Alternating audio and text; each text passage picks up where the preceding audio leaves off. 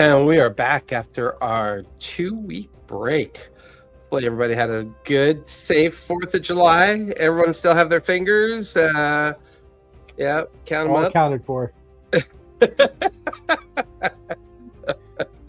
just realized that Mason in that video, just for whatever reason, reminded me of Tom Selleck this time. Just the mustache, man. It's always about the mustache. It's about blue eyes, too. About that square-jawed mustache. Prefer him as Magnum PI Tom Selleck, though. Not. Yeah. I've heard that before. What's the something blues that he's on right now? Oh, crap. Chicago Blue or something like that? It's Blue Bloods. There it is. Blue Bloods. Blue Bloods. My parents love that show. Where it's a whole family of cops. What a shock. A whole family of cops. Never heard of it before. Never thought that was possible. So where we last left off, the arrival of the legendary Scanlan Shortholt, who invites the party to a secretive gathering at a sprawling estate in the Berry Harash. There, the party discovers a grand reunion of Exandria's most famous heroes, including members of Vox Machina, the Mighty Nine, and Bell's Hells. Scanlan reveals they are taking a vote on whether to permanently leave Exandria, heavily implying they want to pass the mantle on to other protectors of the realm. Amidst the celebrations, major revelations come to light. Scanlan and Pike finally explain Eretrio's lineage. His mother was a powerful paladin of Sarenrae, and his father was Alexion of the Apotheon. When Eretrio asks Pike and Yasha about the celestial Divini, they drop a bit of a bombshell. Divini does not exist.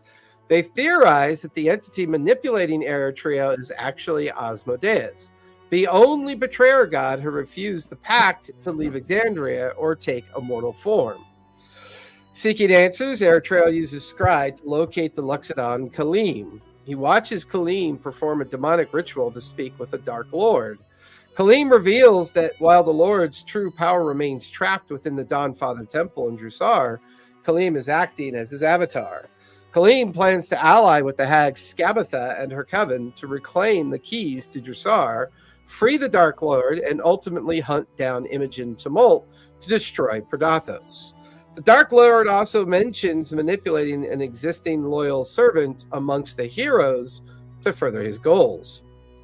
Meanwhile, Professor Jalbatros consults Caleb Widogast about the mysterious new sword.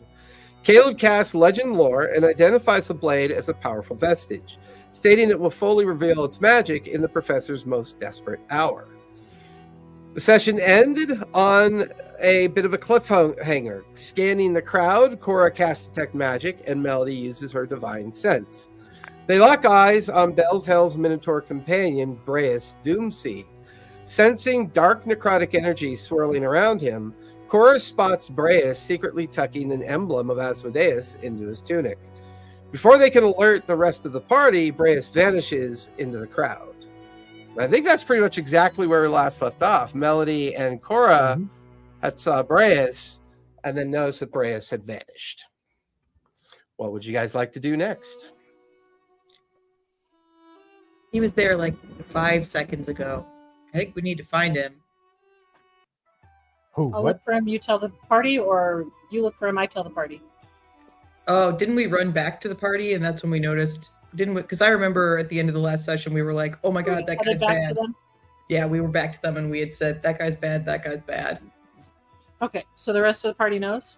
I think so. So let's look for him. Right. Can you still sense his energy anywhere? Wasn't there something following him around? Can I sense him at all at this point? I think it's a range of 60 feet on Divine Not Sense. within 60 feet if you know. Okay. Is there like a hallway or some place he could have slipped down close to where he was? Glancing around, the common room is pretty one giant collective space where everyone's kind of enjoying the festivities. There is a staircase that seems to go upstairs to the exposed veranda and outside kind of patio area of the second floor. There's also the doorway that you guys originally came in, and there's a side stairwell that goes outside and then back up to the opposite veranda of the main entrance, where, while everyone's kind of down in the main kind of area enjoying the festivities, there's an above, like on the roof veranda, and then an opposite veranda of that roof as well. No one seems to have left the party. Everyone seems to be inside, but you get no sense that Breas is anywhere nearby. If he's anywhere, he's more than likely up on the main veranda at this point. Let me try. I want to cast locate object. Oh, you doing it too? Prepared, Same thing. Yeah, I was going to do the same idea. So, but I've seen the emblem. I don't know if you did. No, but I was going to search for an emblem of Asmodeus. Okay, I'm going to search for the emblem that he was wearing. Asmodeus. It's a second spell, so I have to roll a 12. Yep, 12 plus your regular spell modifier, since it's if I help her with that, like, can I do the help action to let her use her spell casting modifier instead of her spell modifier? Because I also have access to the spell, so. Right. So the problem is spell casting gets no help. Spell casting is just a simple D20 roll, so you can't really give it advantage. Well, I rolled an 18, so I'm okay. Yeah. Spell goes off. The amulet that you remember seeing is currently located up on the upstairs veranda. Let's go this way. I'm going to stealth and try and go up a different direction everybody else is going. So there's two stairwells. There's one that goes back out the door that you came off to the side. And then there's one at the back of the common room that goes up to the veranda. So we have only one goes up to the veranda? One goes up to the veranda. The other one goes back out the door and to the opposite veranda. From what you could tell, he's currently maybe about 40 feet, 50 feet above you. Actually, he'd be 60 feet away above you. The veranda is like open air, or is it all inside still? It's open air up top. Okay, yeah, I'll go out the back door. If you guys go up the stairs, I'll go out the back way and stealth and fly up to come at him from a different angle. Okay. Ford, give me a stealth check as you head out the back door. Certainly. Ooh, glad I have advantage on those, because that was a nat 1 and a 17. But I think 17 plus 12, 14, sorry, is a 31. 31. You guys watch as Foreign slips out the back door, disappears. Foreign, as you see, yeah, valid. As you head out the back door, there are a series of intertwining stairs. One set of stairs goes to a reverse veranda opposite of the building that you're in. The other set of stairs actually goes up to the second floor veranda from a different angle. From where you are, you don't have any direct line of sight on where Breas is.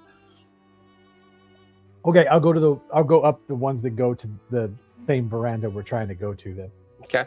As you take the stairwell up and to the top, poking your head up over the edge of the veranda entrance, you look. You could see there's like 3 or 4 tables kind of decorated out and prepared for people to use for meals and such. It's well decorated up here.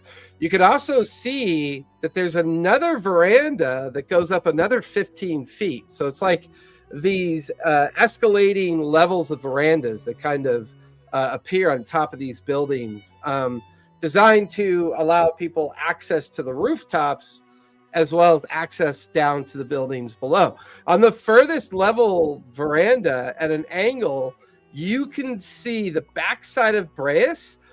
He's facing away from you about 80 feet away. There is a soft glowing apparition near him, but you can't quite make out what it is. The angle and distance is too difficult to manage. All right, I will use my token that any of the team have, and just let them know he's up there with some kind of ghost thing. I can't get a good look. I'm trying to get closer. Hurry up. Haste on up. Yeah. Roll, see who he talked to. So where is Jalbatros at this point, Foreign? Where would you have him be? He would have gone with everybody else. Okay. And where did we leave Giancarlo? He's stealthing and he's going. Giancarlo and the others, they were in the city, I thought. I don't think Like, they came with us. Yeah, They they did. didn't come up with us here. Okay. Just want to make sure they didn't go with you guys, because I think you're right. Yeah. So, as Air Trio, Fendon, Cora, Melody, and Jalbatros, are you guys going up the other stairs to start going up to the main veranda that Foreign has kind of said through his token? Yeah. Are you guys being stealthy? Yeah. As much as we can. Yeah. So Melody's Hey, Cora can cast Pass Without a Trace. Pass without a trace. Yeah, I'm All going to right, cast Pass without a trace. okay.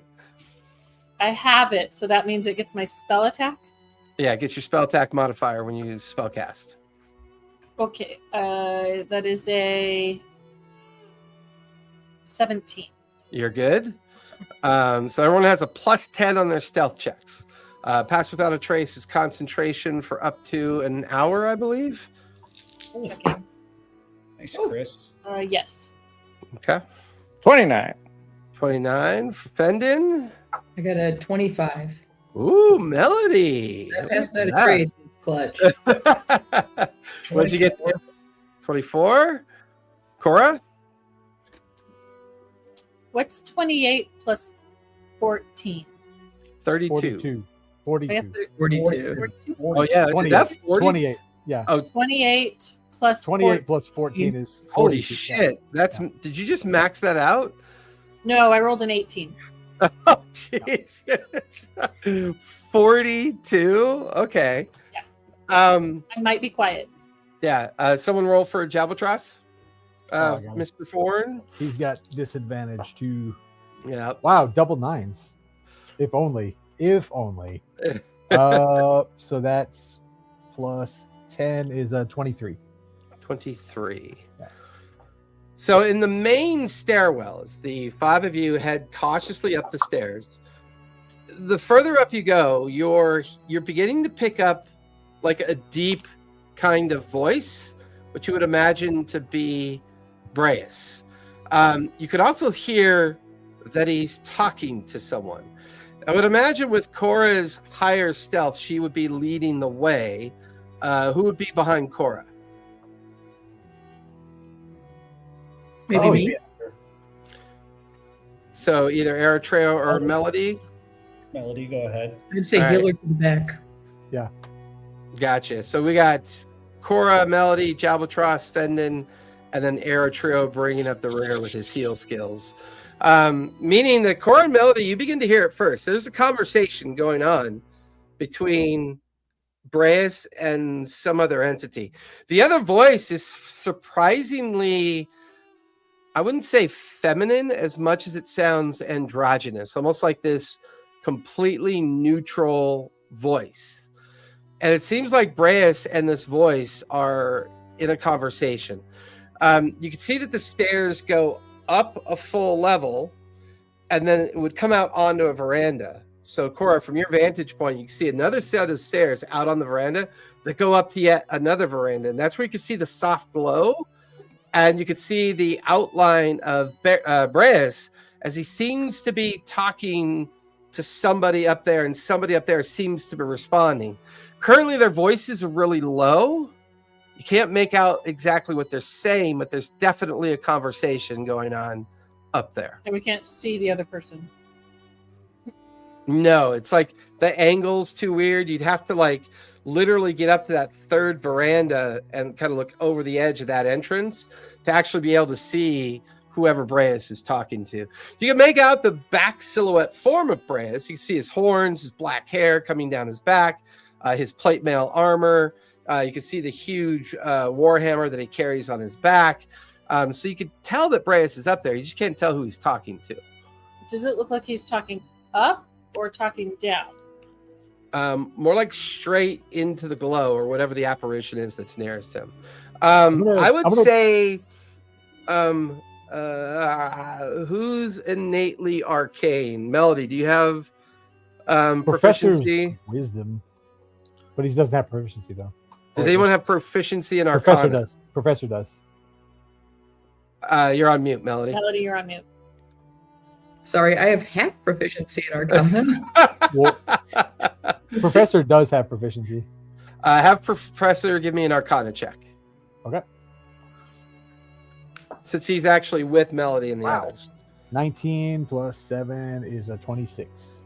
He recognizes the spell effect that Breas is interacting with as astral projection. But we can't see who's astral projecting. Just because you're at a weird angle, because with Breas' back to you, you can't see who he's talking to. Pike has used astral projection a lot to have conversations. There's also been other... The Bright Queen astral projected to us I astral before. projected. Yeah, the Bright Queen has astral projected as well. It is both a means of communication and a way to physically be somewhere else and actually be tangible within that moment in time as well. What's the? Can we hear the substance of the conversation? Not yet. It's still a mumble. It's still like a whisper. Okay. I'm gonna get closer. Okay. You guys Thorn's watch gonna activate his ring of fly, and I'm gonna fly up at the edge under the up towards the bottom of the veranda. Okay. So as you kind of activate your ring, trying to get towards the third level veranda at its bottom edge, you guys watch as Cora begins to creep up the next flight of stairs that takes her closer to the third level of the veranda. That's when both Thorn and Cora, and anyone who attempts to continue behind Cora, will begin to edge up onto the second level veranda, and anyone up on that veranda will be able to start hearing what's being said up above. So while Cora's moved ahead, I leave it up to Melody, Fendon, Eritrea, and Jabatros to determine if they want to push up towards that next level of the veranda or stay on the second level. Are you going to make us make another stealth check? No, not at this point. No, not at this point. You guys, They that was already a know you're pretty there. epic group. That was a really epic group chat. It's only downhill from there, so I'm figuring we keep that core roll for now, since it's all kind of in the same vein of what you're doing. Then I'll creep up with Cora. Now that all of you have kind of edged up onto the next veranda with Cora slightly ahead, because Thorn is nearby flying, you can see the silhouetted shadow of Thorn just off the edge of the veranda, but slightly higher up on the third veranda. I would say Thorn, you can see who he's talking to. The others can only hear the conversation. Thorn, give me a religion check, if you would, please. Oh boy. I have a +1 to religion. That's That's my a spell. 16 though. That's a 16 plus 1. That's a 17. That's a Yeah, good the roll. DC was 15, so that's pretty good. You recognize the outline of the astral projection of Asmodeus. Asmodeus seems to be in a conversation with Breas. For those near the veranda, you can hear it but can't see it. Thorn, you can see and hear it. The back and forth goes something like this. My lord, I don't understand why you summoned me here in the midst of this celebration. Aren't you afraid they're going to see you, notice you, pick up on your essence being so far from your kingdom? I do not worry about me any longer, Breas.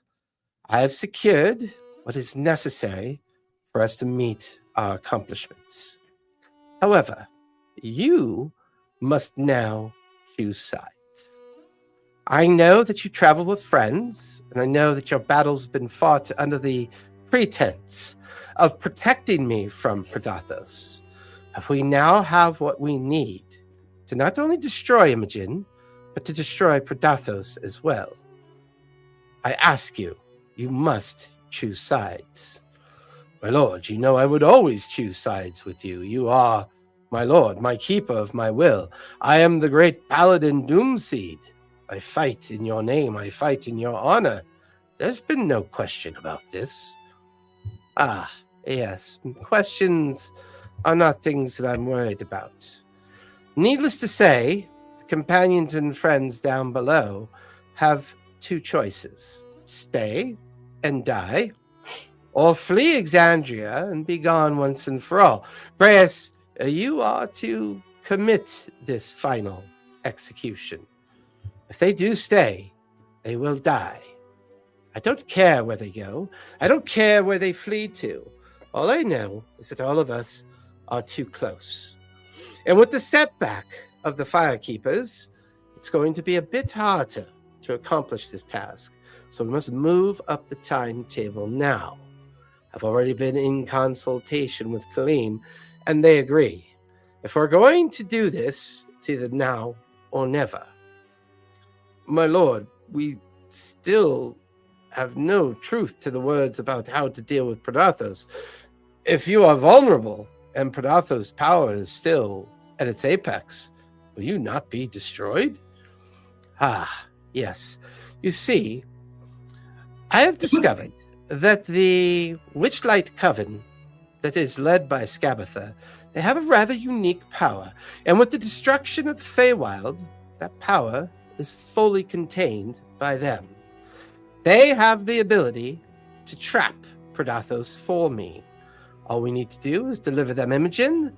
They will do the rest of the work. Once Predathos is gone, me being the last god truly to lord over Exandria, it's a matter of simple mathematics. I will unleash Legion, and I will release the World Eater, and all will be set right. My time will come, my reign complete, and everything that I need to finally subjugate Exandria will be in place. Do you understand me? Yes, my lord, but I have already consulted with the other members of the different teams. They have refused Scanlan's plea and my plea to leave Exandria. They intend to stay, my lord. Well, then I think you already know what you must do. How, my lord? I know I am powerful, and I wage your power through my battle hammer, and I use your word of who you are when I go into battle, but these are powerful individuals. They are not easily defeated. Yes, I'm aware of this.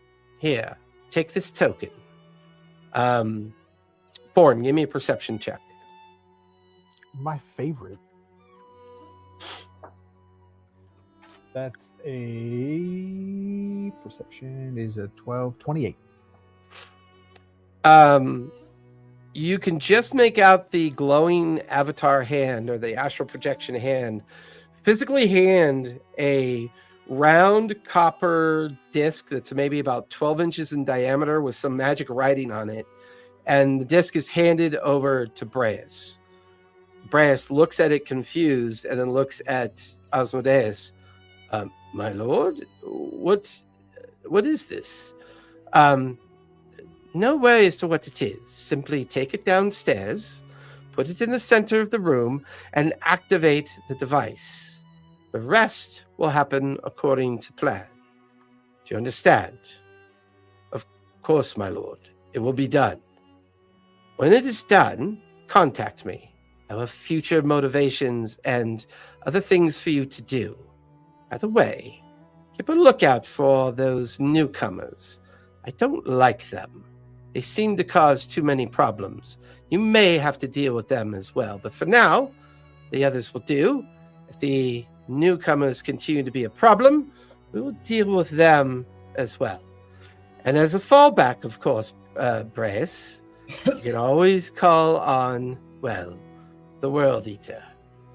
He hasn't feasted on a city in some time, and I think, it'd be fun to watch. Don't you think? No, my lord. I would not want to watch the World Eater do its thing. I will not fail you. And there's like a kind of like a pause. You see Breas kind of do like a priestly bow towards the astral projection, and the conversation terminates. You could hear Breas' booted feet as he's beginning to head downstairs. So can I, as soon as the astral projection goes away, can I fly up and like run into Breas, and like it's a performance thing. Like I'm trying to act like I'm drunk, but I'm also trying to snatch that coin off of him. Give me a dexterity or strength check, if you would, please. Dexterity, okay. I didn't. Not I don't know if great. we're close enough. Yeah, you're not. Unfortunately, you're not close enough. Dexterity check. Not a saving throw. Check is so like acrobatics or just dexterity. Sorry.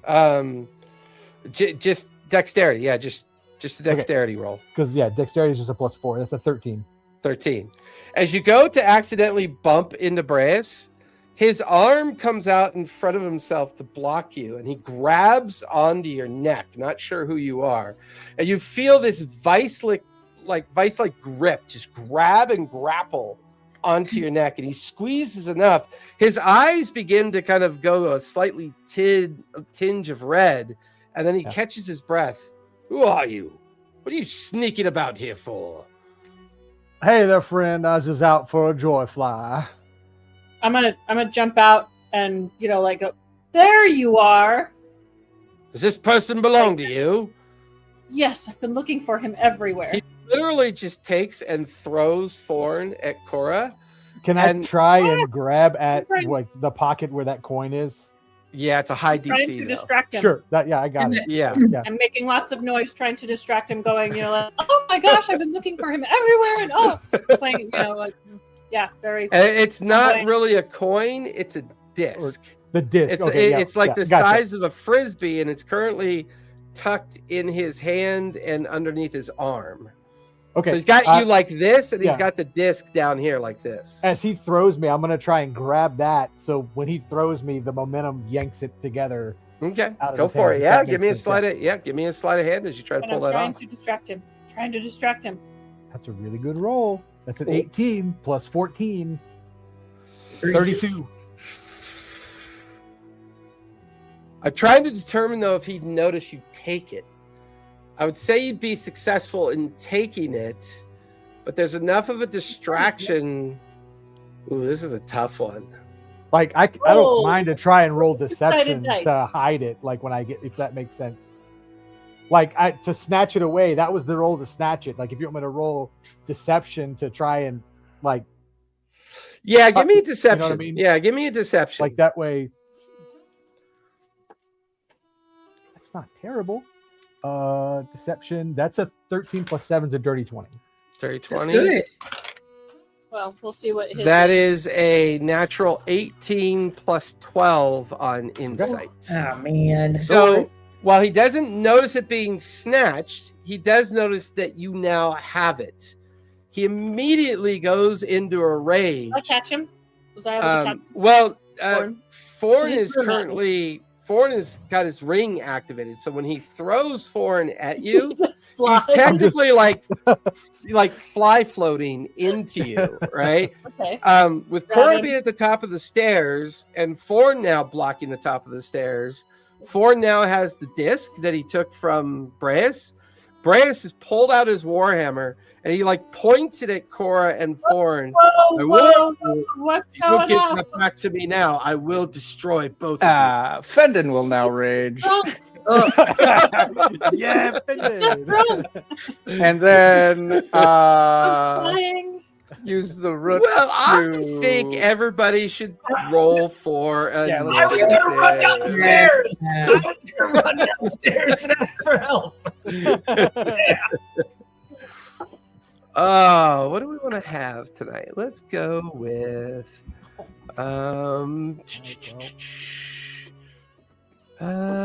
what the temple has fallen, maybe. Professor has that no, this extra one. thing if everyone's near him, by the way. I forgot. It's a feature. It's thing like a about plus initiative. 5 or something, right? Yeah, I'm trying to get to it real quick. Plus 5 for initiative. It doesn't have it in his. I guess it wouldn't have it in his initiative. Plus 5 bonus to initiative. Yeah, it's everybody within 10 feet of Professor has a plus 5 bonus to initiative. I'll take it. I got an 18. All right. So I'm going to put Cora and Thorn over here with Brace. I got Fendon, Jalbatross, Eritrea, and Melody over here near the stairwell. Let's go ahead and lower it. There we go. Ryan, did you add the +5 from Professor Oh, Jalbatross? no. No. I missed that when I went to go put on a hoodie. Yeah, that would have been like 4. Oh, are you cold, Eritrea? Yeah, our AC vent blows right onto my desk. Oh, that's brutal. Wow, those are not great initiative rolls. This is going to be. Fendon and Professor are both 24. Speak for yourself, yeah. Well, unfortunately, Brance has Dark One's Will, so he will go first. Oh man. I'm not surprised. I got split differences, so Fendon. We can go Fendon and then Professor and then Thorn and then me. I'm fine with that. Okay. And then That way of course, we don't. Oof, Melody, how'd you get a 7? I rolled a 2. Wow. You don't have any pluses for initiative? I am not. I got a 0 for Dex, so I am not Dexy at all. Oh, she's Dexy, just not with a D. That hair. That hair. I have a +5 to initiative, so I rolled a 7. Okay. So Brace is 9. immediately, and technically I'm going to put you in fly mode, although you're not far enough away. Brace is going to charge into Thorn. He is going to strike with his Warhammer. He gets 3 attacks. This is gonna hurt. And he misses all of them. Jesus. That is a 19, a 27, and a 25. They all hit. 19 hits you? I thought you upped your armor finally. Yeah, to 17. Oh, I thought it was higher.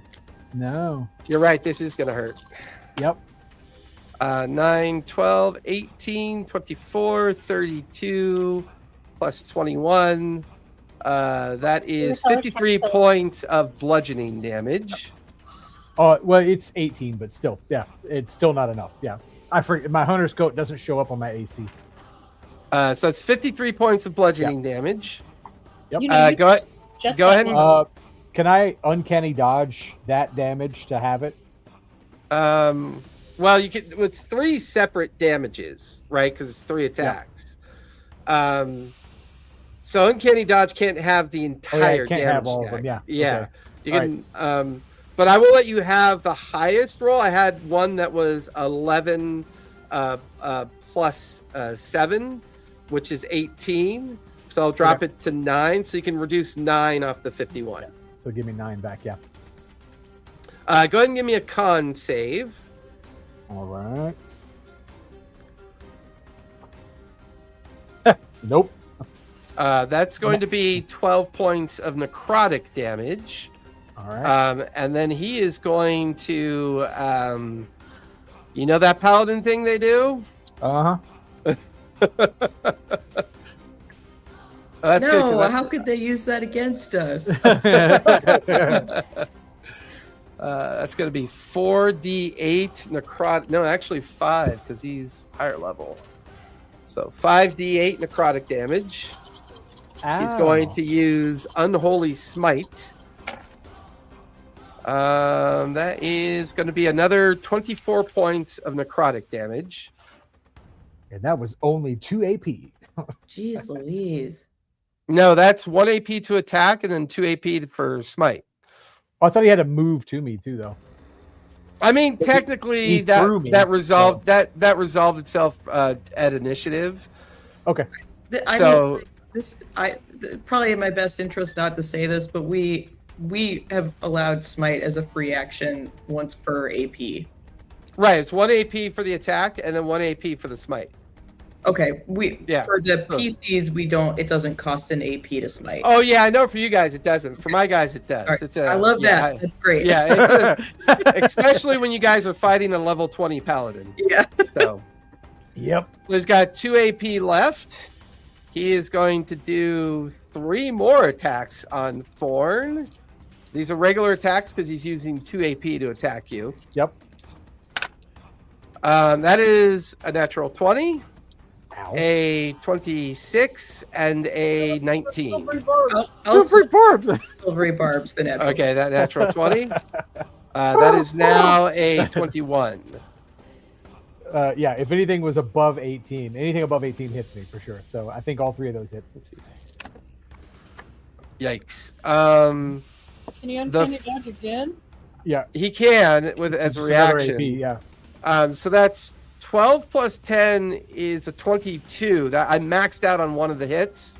Yeah, I'll have So if you that want to one. uncanny dodge that one, that's the one you want to dodge. Yep.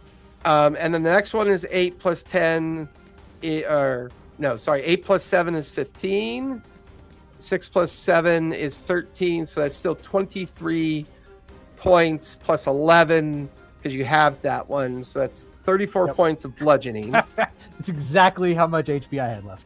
All right. So you are now floating in unconscious. the air with that disc in my arms.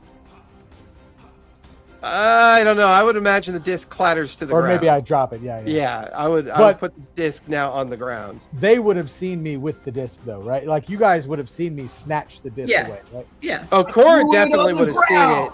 And I would say Cora would have yelled that out. Okay. Unfortunately, you watch as Breus grabs onto the amulet around his neck, and he is going to... Or is this a free action? This is a free action. He is going to do action surge.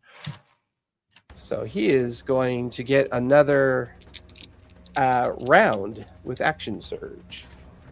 Is that another 4 AP? Yes, action surge gives you another 4 AP. He is going to spend 1 AP to pick up the disc. So that's 1 AP to move and pick up the disc. So, Cora, you do get an attack of opportunity if you want to do it.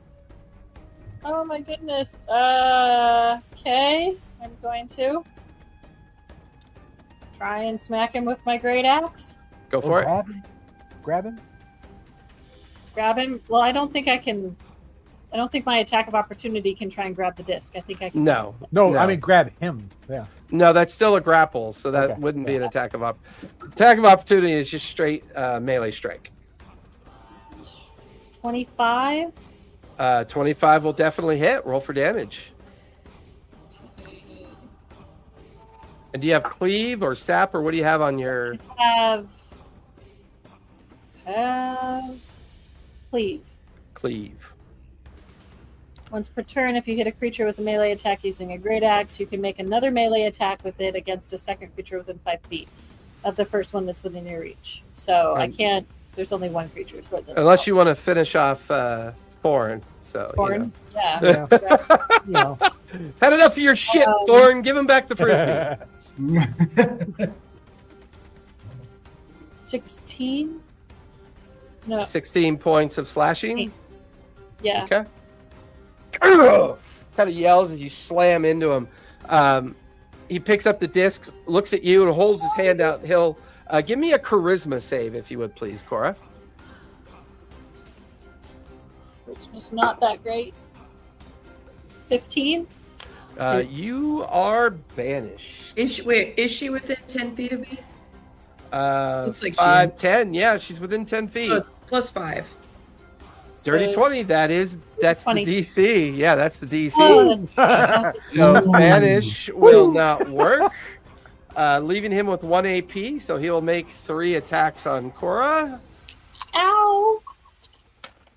That is a 27, 24, and a low. 22. Not low. Well, he's Those got all hit. plus 10 on his attack rolls. I can't, what do you I want? know, so do I. I can't say much.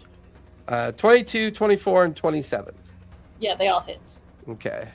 Give me a I'm only con 13. save, if you would, please. +5. Do I get +5 on the con save too? I believe so. Yeah. I don't know if that's still going to help. I think that's a 13. Yeah, that's going to fail. So you are going to take. Unless 12, it's psychic 13, damage. 16, 25, 30, 31, plus 21. So that's 52 points of bludgeoning damage. And then 18 points of necrotic damage. All right. So that will finish Breas' turn. Fendon, you are up with Professor on deck. All right, so I'm going to let you have your rage for free since it happened during the narration. So let me go ahead and put your rage on first. So it's not going to cost you anything this initiative. Oh, thank you. Yep. There it is. All right, so you're over by the stairs. 1 AP to get into base with him, or within 10 feet, right? Yeah, within 10 feet. Yeah. Okay, they'll put you right in front of Melody. Yeah, that works. That looks good. Okay. Oh, wait a minute. Where's my rage brace? Yeah, you got He's that. so much prettier. Rage or not Fendon. brace, but Fendon. My rage Fendon. Hey, I saw Ford. Or Earthen. Your character's name is Fendon. Why is it not in here? Where are you? Or did we call it Rage Fendon? That's a good point. Nope, there it is. There it is. All right. Kind of looks like the Monkey King. He does. Kind of cool. All right, so I'll hide regular Fendon. Ah. Where did there we go. All right, you are within 10 feet of Breas. Okay. He has the disc tucked into his belt, of like his where his plate mail and his belt join up. He's got a disc like jammed right in there. I don't think I can do that. Ford is so- currently unconscious. Cora, would you describe yourself as bloodied? I am at half health. Okay, so you're bloodied. Melody is right behind you with Eritrea and Jabatros right behind Melody. Yeah, I'll spend 1 AP to attack Okay. this guy. I'll do reckless attack to get advantage. You got it.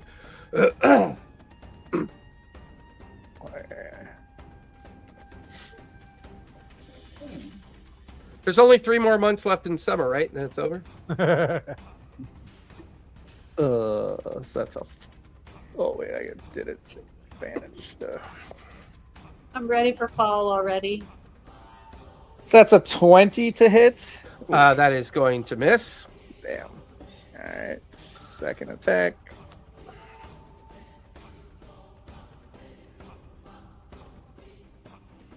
$26 to hit. 26 will hit. Go ahead and roll for damage. All right. So that's 110. Oh, that was nice. So 19 plus 3 plus 5.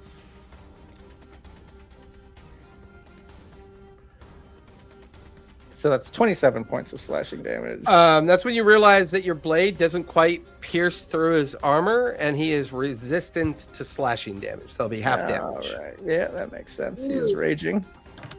Oh, he's not raging. It's just his armor. Oh, okay.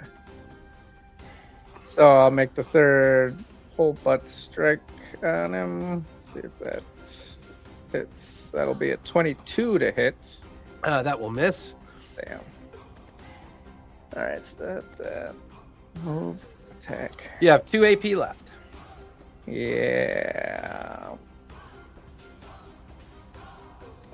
Sure. I mean, I might as well just try to attack him again.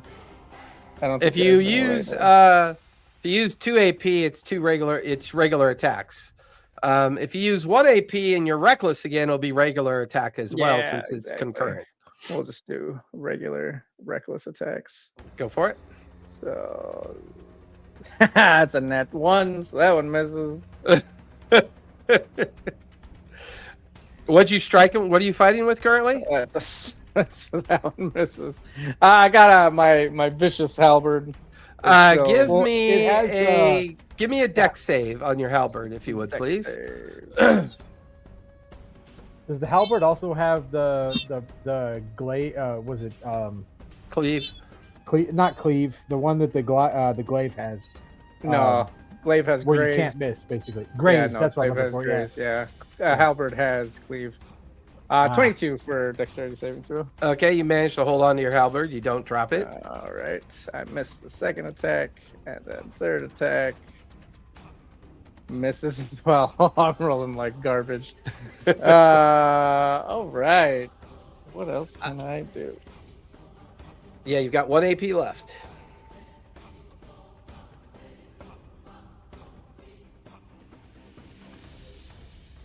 Do you have anything that can like keep him in place? I can try to. If I attack it, again, is it triple disadvantage? No, we got rid of the stacking. We just keep it at disadvantage. Disadvantage. We used to calculate that, but it was just too much math. Yeah. It's easier just to, take concurrent strikes as disadvantage. So if you're reckless again, it would be 3 regular strikes. Well, if he wants me to try to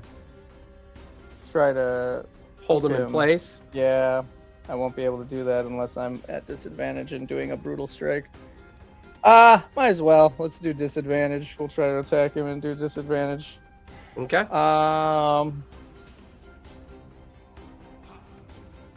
So that's a 19. That will miss. Yep. Oh, it's a 21. I think that one misses too, right? Yep, that misses Damn as it. well. And then the third one. And 22 misses, right?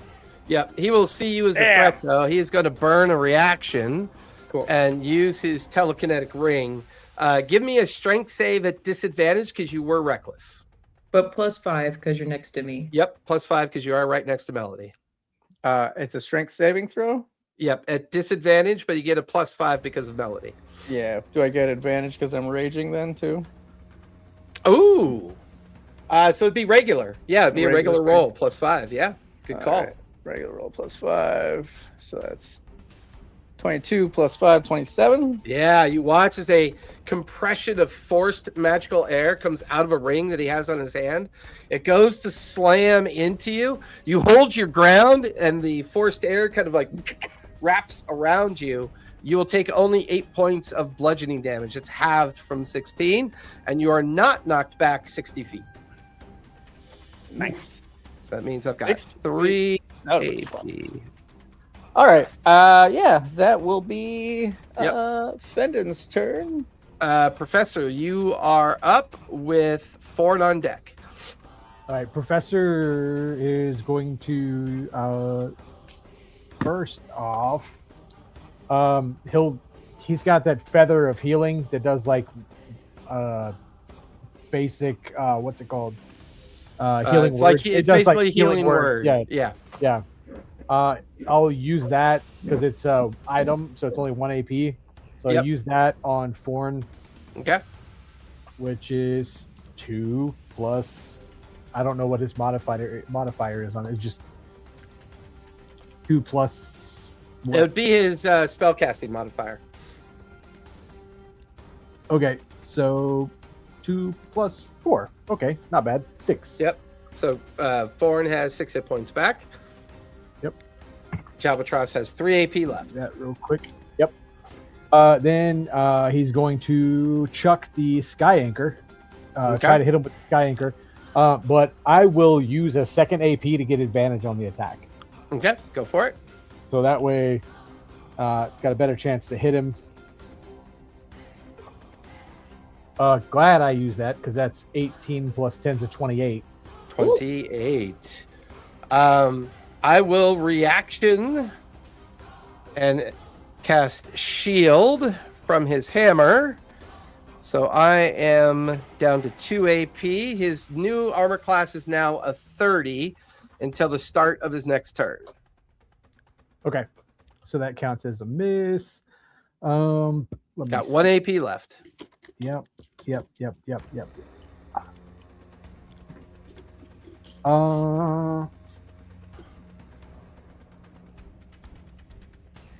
Sure. Let's try Sacred Flame because I don't think I can roll to get a 30 for any of his other cantrips. So, or actually, no. Tell you what, the professor's gonna move his full movement speed to try to get to the other side of Bryas. Okay. If he can get that way. Technically, if Cora and Professor are flanking him, theoretically, right? Yep. All right, that'll finish Professor's turn. Ford, you are up with Cora on deck. Okay. I would have given the silvery barbs advantage to Foreign. Okay, makes sense. Cool. Well, he would have been unconscious at the time. Well, he went unconscious after I did the silvery barbs, but I'm also happy to give it to someone else. No, that's fine. You can give it to Ford. Makes sense. Okay. Foreign, you a big fan of where you're at? I'm not a big fan of where I'm at, okay. But I have a plan. I've got something I can get you to within 5 feet of me if you want. Well, I also can disengage as a free action. Okay. So that's my plan side is the disengage. Okay. But and your ring is still active. Yeah, my ring is still active. So before I try to disengage, I would like to try and snatch that fucking disc back. DC's a DC 30 at this point. Okay. You do it. You have advantage. And it will trigger an attack of opportunity.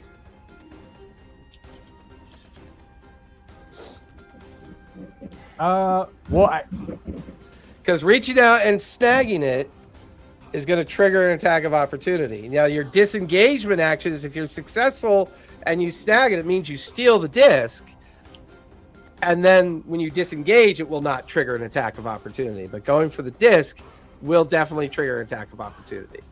Because he knows you're there. He knows he's going to see you do it. But he also thinks I'm down. Does he? Because he did put me down very easily. Maybe. He did. Well, I'm not arguing that. I mean, I'm just saying. I'm just saying. Hang on then. He knows that disc is something. He knows people are trying to steal the disc, so he is hyper aware that you guys are trying to get the disc from him. Which means he also knows that you know what the disc is a threat. He doesn't even know what the disc does, so we can't know what he doesn't. He doesn't know what it does, but he knows that you guys think it's a threat. I mean, I was hoping I might have heat metal, but I think that's just druids because I was going to cast it on the disc then, but I don't have access to it, so never mind. Yeah, is that druids and clerics that have that? I'm not sure about clerics. I druids for sure have it. I thought Air Trios used it before. Feels like something a wizard would have. Yeah, I don't think I've used that before. I don't think I've ever used that in my clerics. Well, I will. Okay, I'll use one. I'll use 1 AP to activate the blur for the armor. Okay. Which just means disadvantage on attacks against me. And then, gosh.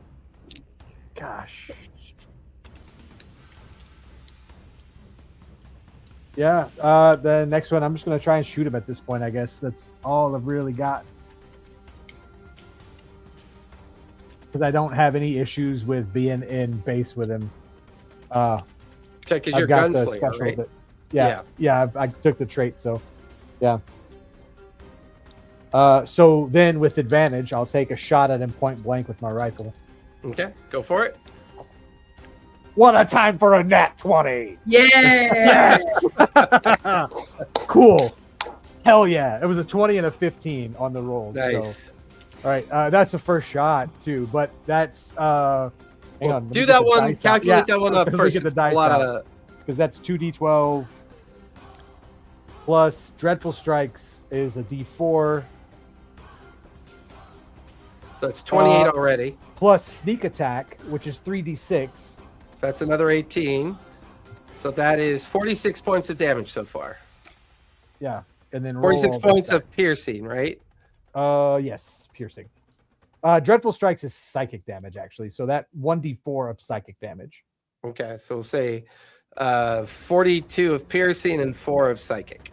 Yep. And then I'll roll them. 11 plus 6 plus 22, 24. Well, say so plus 24 more piercing damage, plus 4 piercing damage for the modifier on the weapon, plus 2 more psychic damage.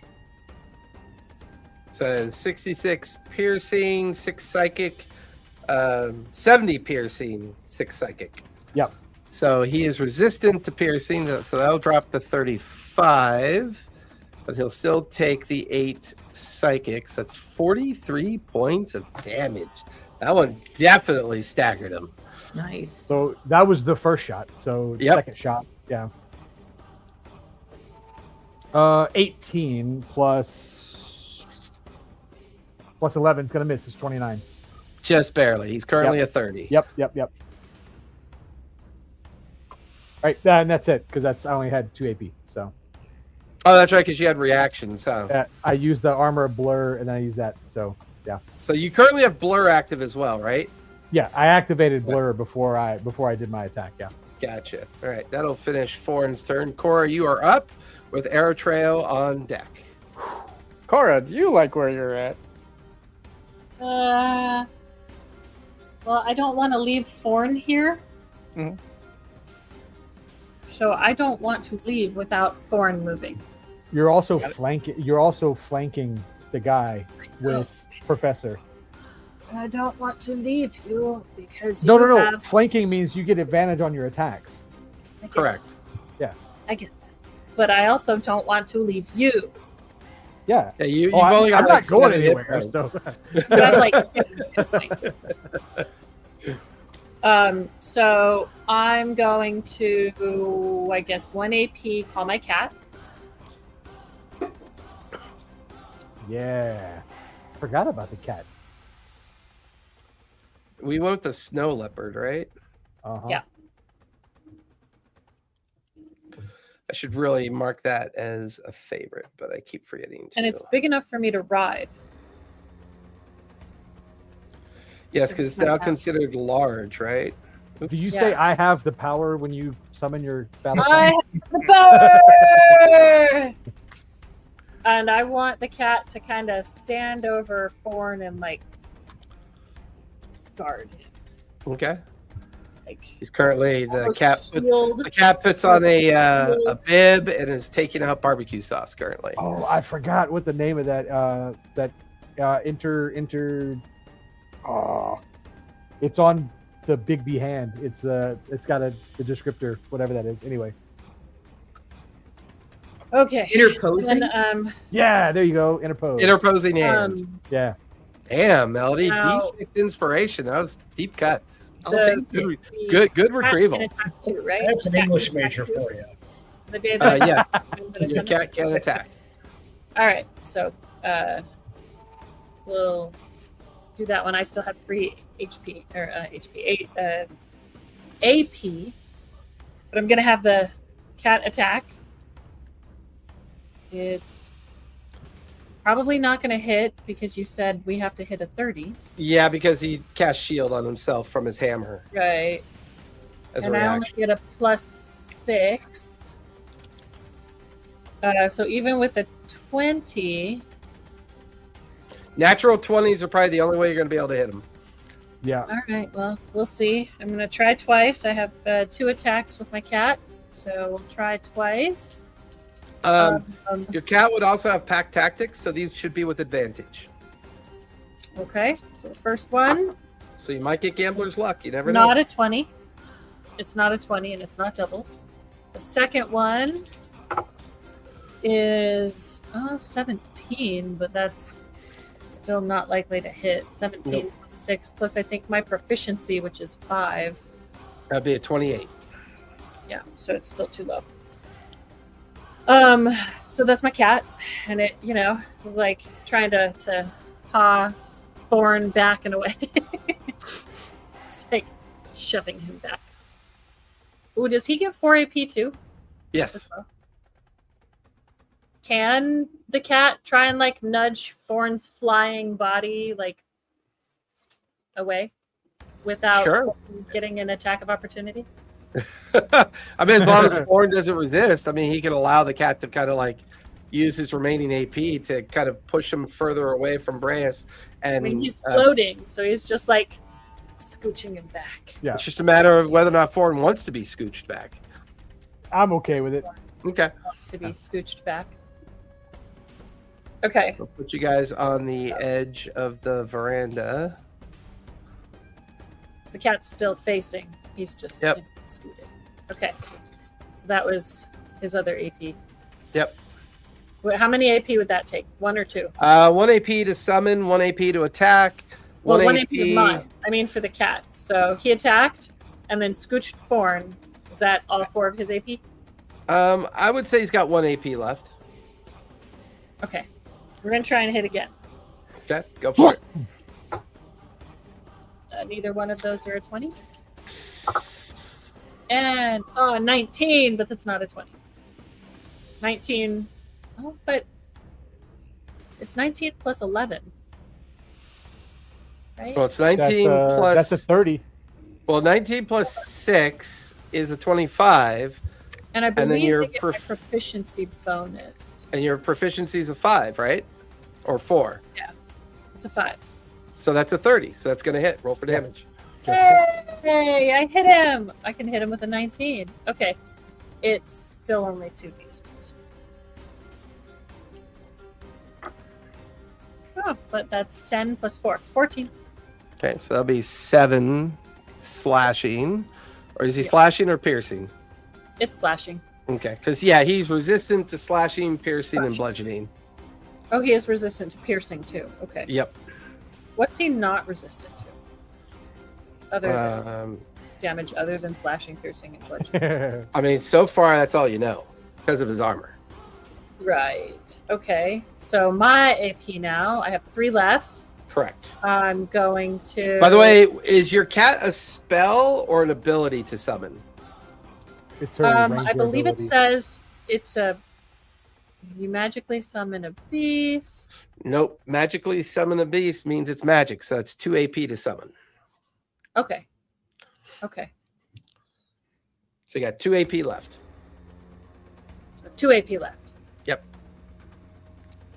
Well, I'm going to cast another spell. Maybe. And it's going to be Cure Wounds on me. Yeah. But I'm not going to roll 8d8. I'm just going to cast. Do I have to roll to cast? Yep. Okay. Casting roll.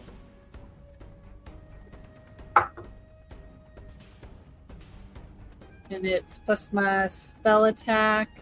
Yep. Which would be a 17. So I made it. Yep. You're good. And I rolled... That's not what I want. That's not what I want. That's not what I want. Go away. Okay, I think I'm done. Okay. Eritrea, you are up with Melody on deck. Right. Going to attempt to cast Mass Cure Wounds at a 7th level. Nice. I'm going to attempt to cheer at how great of an idea that is. It is a 15 plus 9. So that's 24. Yeah, that'll do it. All right. So 78 plus 13 to... Nice. And it's a 30-foot radius sphere I could place within 60 feet of me. So I assume that could fit. You'll get everybody. Yep. Just don't heal him. Yeah, of course.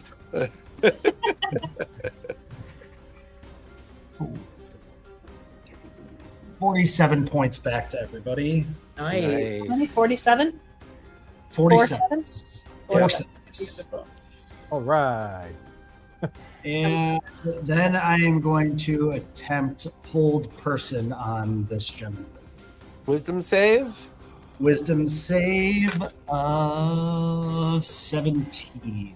That is going to be a 15 plus 8 is a 23. He's wise. Well, he is a paladin. He's level 20. So. And he is level 20. This is true. Well, that's my turn. Okay, that'll finish Epic turn. That'll finish Eritreo's turn. Melody, you are up with Breus on deck at the top of the second round. All right. I am going to attempt Relithim's Psychic Lance Oh, I love that spell. On Breus. Nice. I can point at him. He has to make an intelligence saving throw of 18.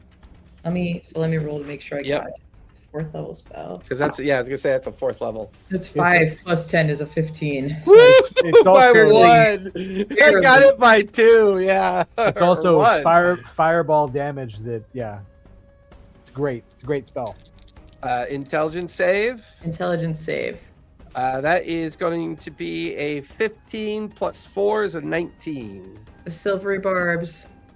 Oh, look at you. Let me roll for it. That is another 15 plus 4. I rolled 2 15s. Uh-oh. That's a 19. I think he just takes half damage now. Oh, And thank du- God, silvery barbs the first level spell. Okay, so he saved. So he does still take some psychic damage. But he doesn't get the incapacitated effect. He That doesn't sucks. get the incapacitated effect, which was what I was kind of hoping. The best part of that was Earthen's favorite spell to cast. Yeah, that would have been sweet. Okay, so That's always been Earthen's favorite spell Yeah. to cast. Yeah. 76. Because it's like fireball damage on a target that has to make an intelligence save. It's not as good as fireball damage. Okay, so it's 28 divided by 2, so it's 14. Psychic. 14 psychic. He is not resistant to psychic. So that is good. And that's my turn. I'll finish your turn top of the second round with Breus up. Give me 1 sec.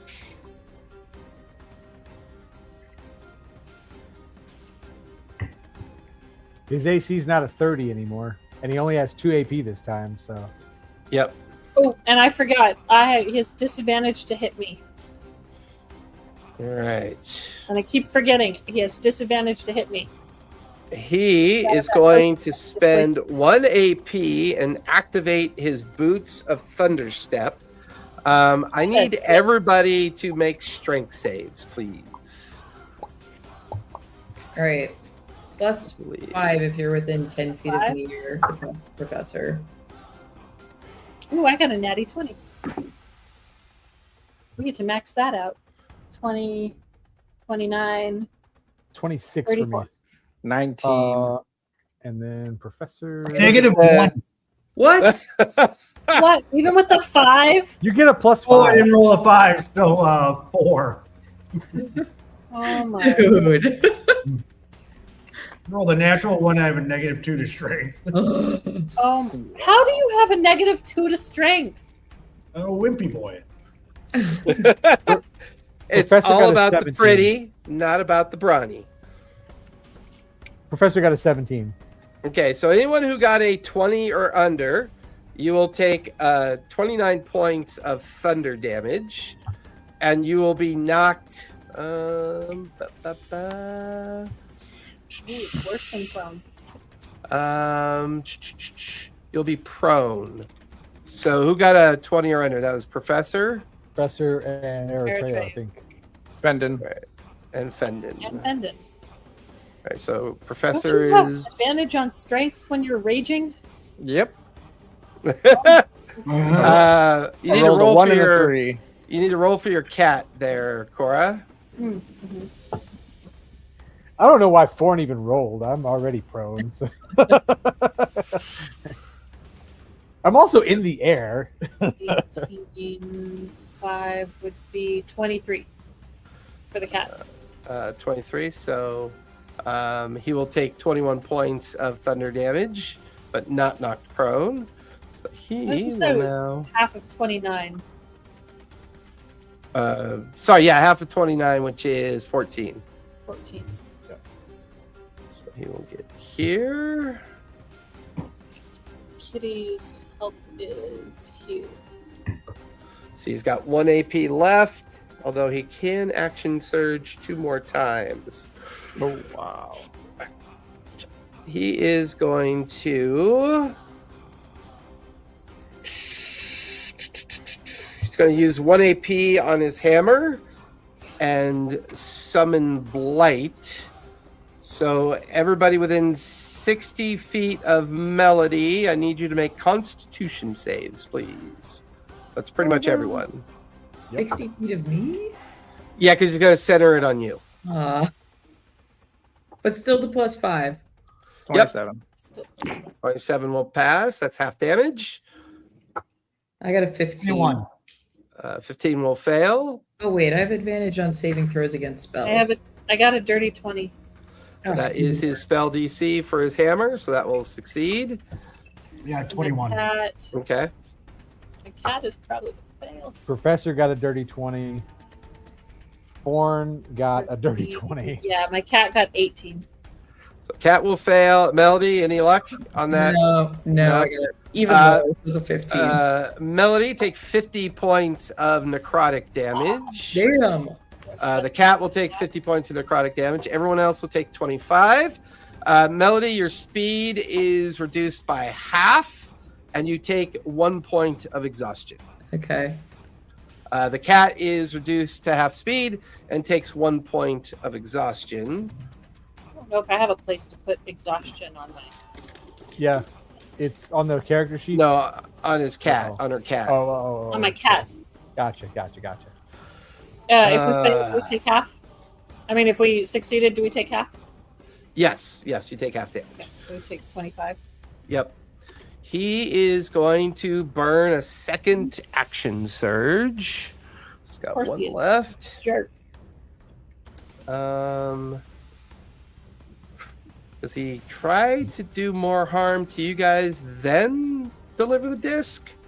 Or does he just run downstairs and activate the disc?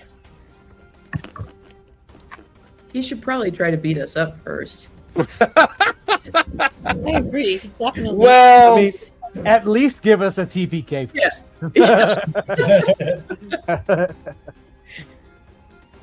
Damn. He... Ooh, does that work? Check my notes. He was a fun NPC for me to build.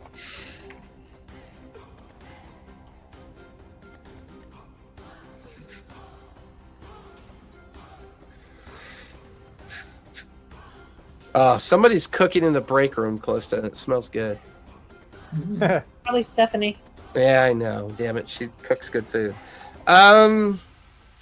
Eritrea, give me a charisma save, if you would, please. Is this a spell? This is a spell. Professor will try to counterspell. What's the range on counterspell? 60 feet. 60 feet. 5, 10, 15, 20, 25, 30, 35. Oops, turn my light. 40, 45, 50, 55, 60. He is exactly 60 feet away. Well, you went.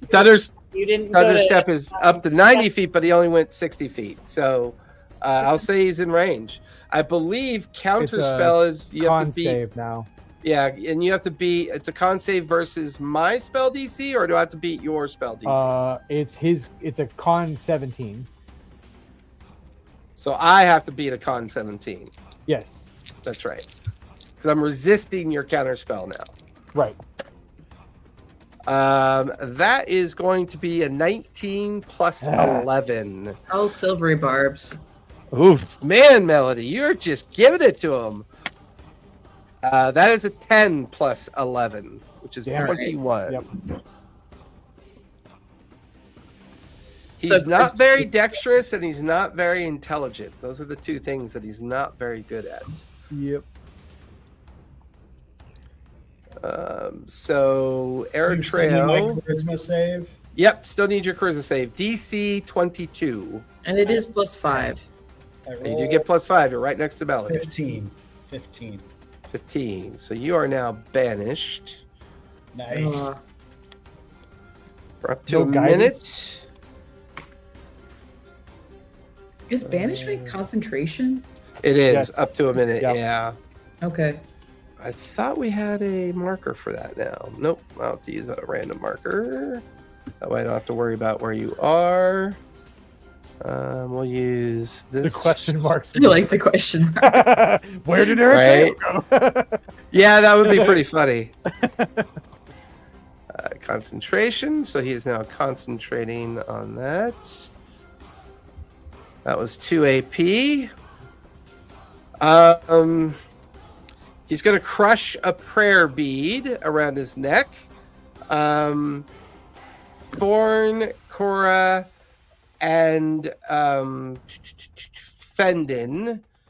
No, Jabotros is there as well because within 15 feet, he'll drop it right there.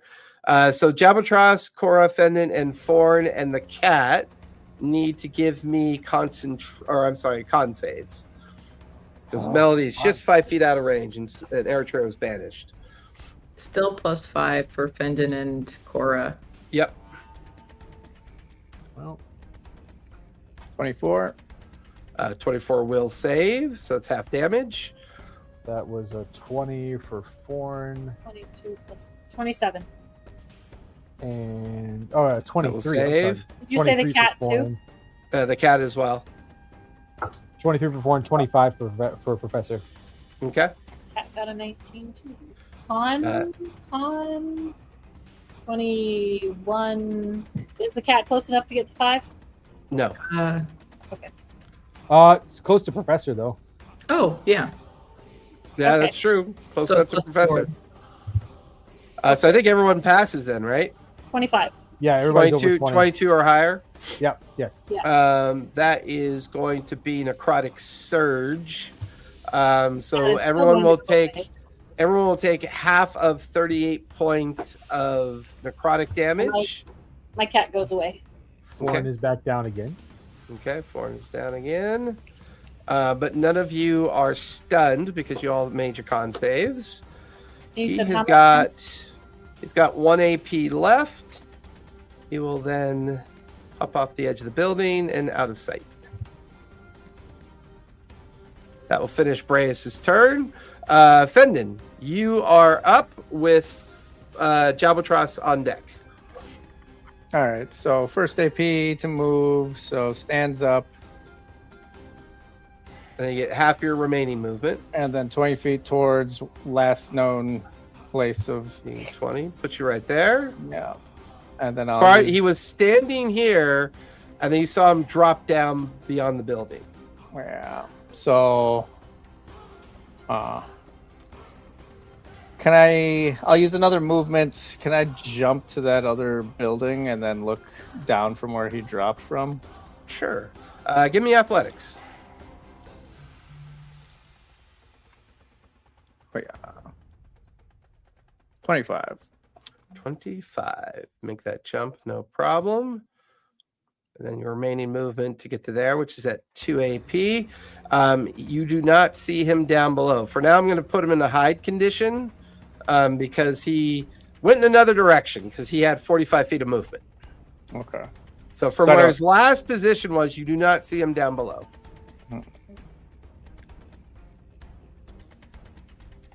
So you have 2 AP left. Do I know? Did somebody say that he was trying to drop the disc in the middle of everybody? I would say all you know is that the disc is a threat Yeah. Well, at this point. We did hear them give the speech. Oh, yeah, that's true. right? You were up on the veranda with everyone else. So, yeah, you would have heard Osmodeus tell Breas to put the disc down in the common room. So, yeah, Okay. you would know he's going to try to make his way back to the common room. Yeah, so I'll use another movement to try to get as close to the common room as possible. So that will take you. What's your total move? 40? 40. So 40 will get you. You can drop down. Give me athletics as you drop down to the stairs. Oh, that was almost 16. I put it at DC 15, so you're good. Okay. And then your final AP moves you out towards this direction, and then you will see him Where that tab? Where did his concentration marker go? Why'd that go away? You will see him right here.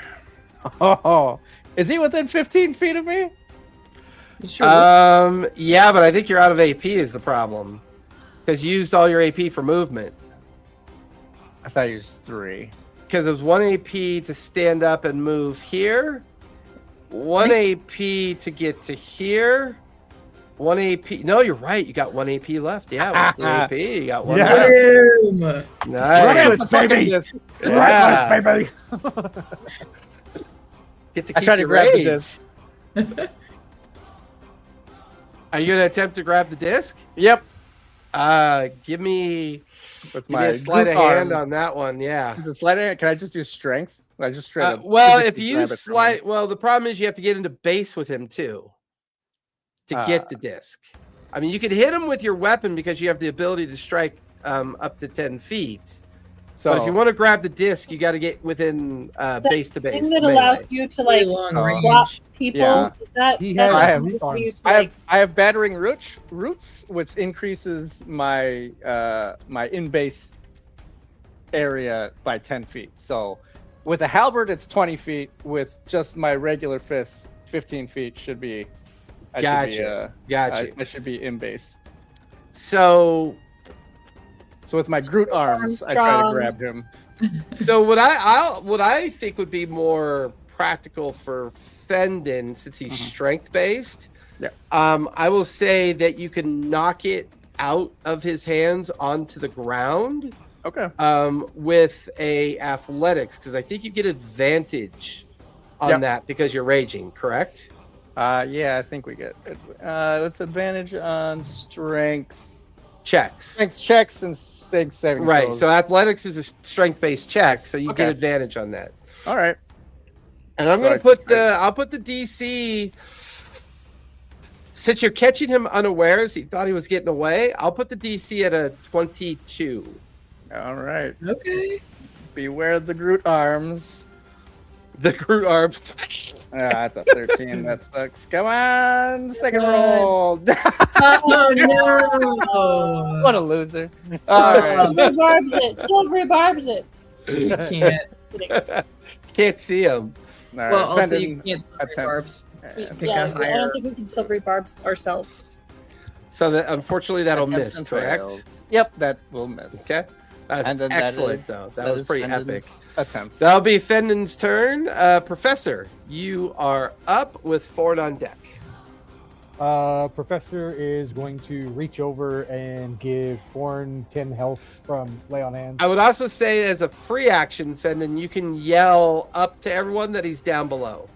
He's right here. That way everyone knows where he is. Yeah, Fendon will yell that he's there. And So Professor's gonna lay on hands Thorn for 10 hit points. Okay. Which I think is just 1 AP at that point, right? Well, Professor was prone. Okay, so half my movement speed to get up. Yep. And then get into base with Thorn. 1 AP to lay on hands. Yeah. The other 20 AP, he'll start flying towards where Fendon said. You mean the 20 feet? 20 feet, yeah, sorry.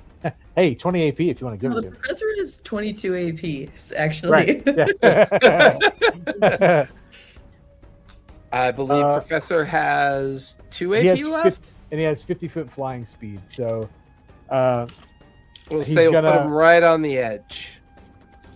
so if he could see him there, Professor's gonna jump down and like swing on him with his hammer. With his Or with final his- AP. No, with his sword, the new sword that he or Radiant War Pick. Ooh, Radiant War Pick or the sword that he picked up. The Vestige. Probably Professor would definitely use the Vestige sword now, I think. He doesn't know what it does, but it's one of these like shit seems desperate. This is supposed to be tied to my god.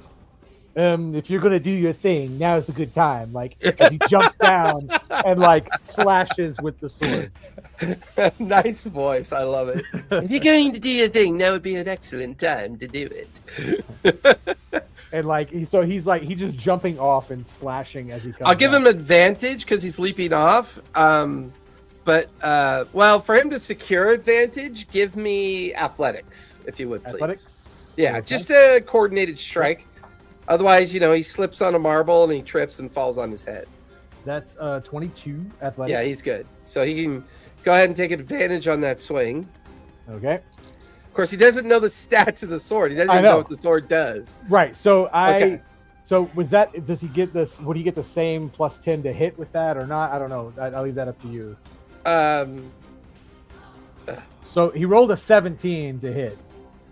17. With advantage. What's his? He's strength based or dex based? He's strength based, and his other stats are +10 to hit. For Yeah, for but the what's his spear and strength? What's his strength bonus? he's a +4 to strength. So that's a 17 plus 4 to hit. Yeah. So 21's going to miss. It'll deflect off of the plate mail armor. Okay. And that's when he'll realize the sword is still not yet active. Yeah. So he'll switch to the sky anchor. Let me check this real quick.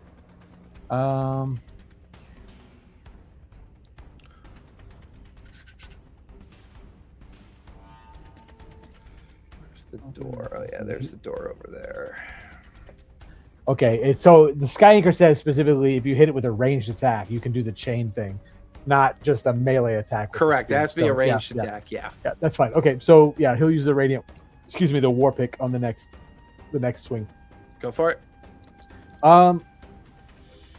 Sorry, real quick. I'm just gonna double check what weapons he can use, because if he can use a greatsword, if he has what's the Still slashing though, isn't it? But if he has proficiency with it, it's not just his bonus, it's like +0.5, right? If it's one of the weapon types he can use. Are you talking about the vestige? The weapon mastery as what I'm yeah. Right, but what are you referring to the vestige?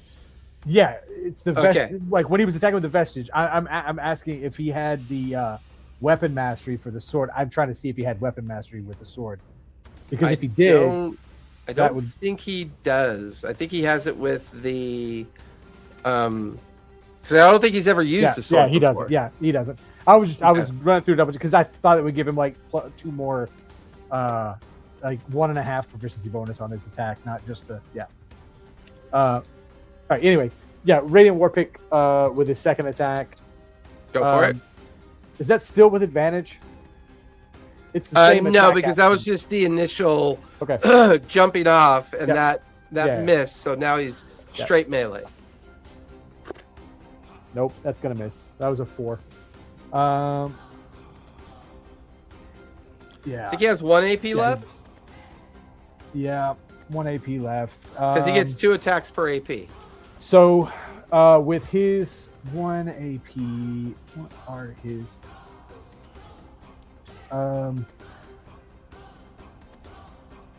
I would like to.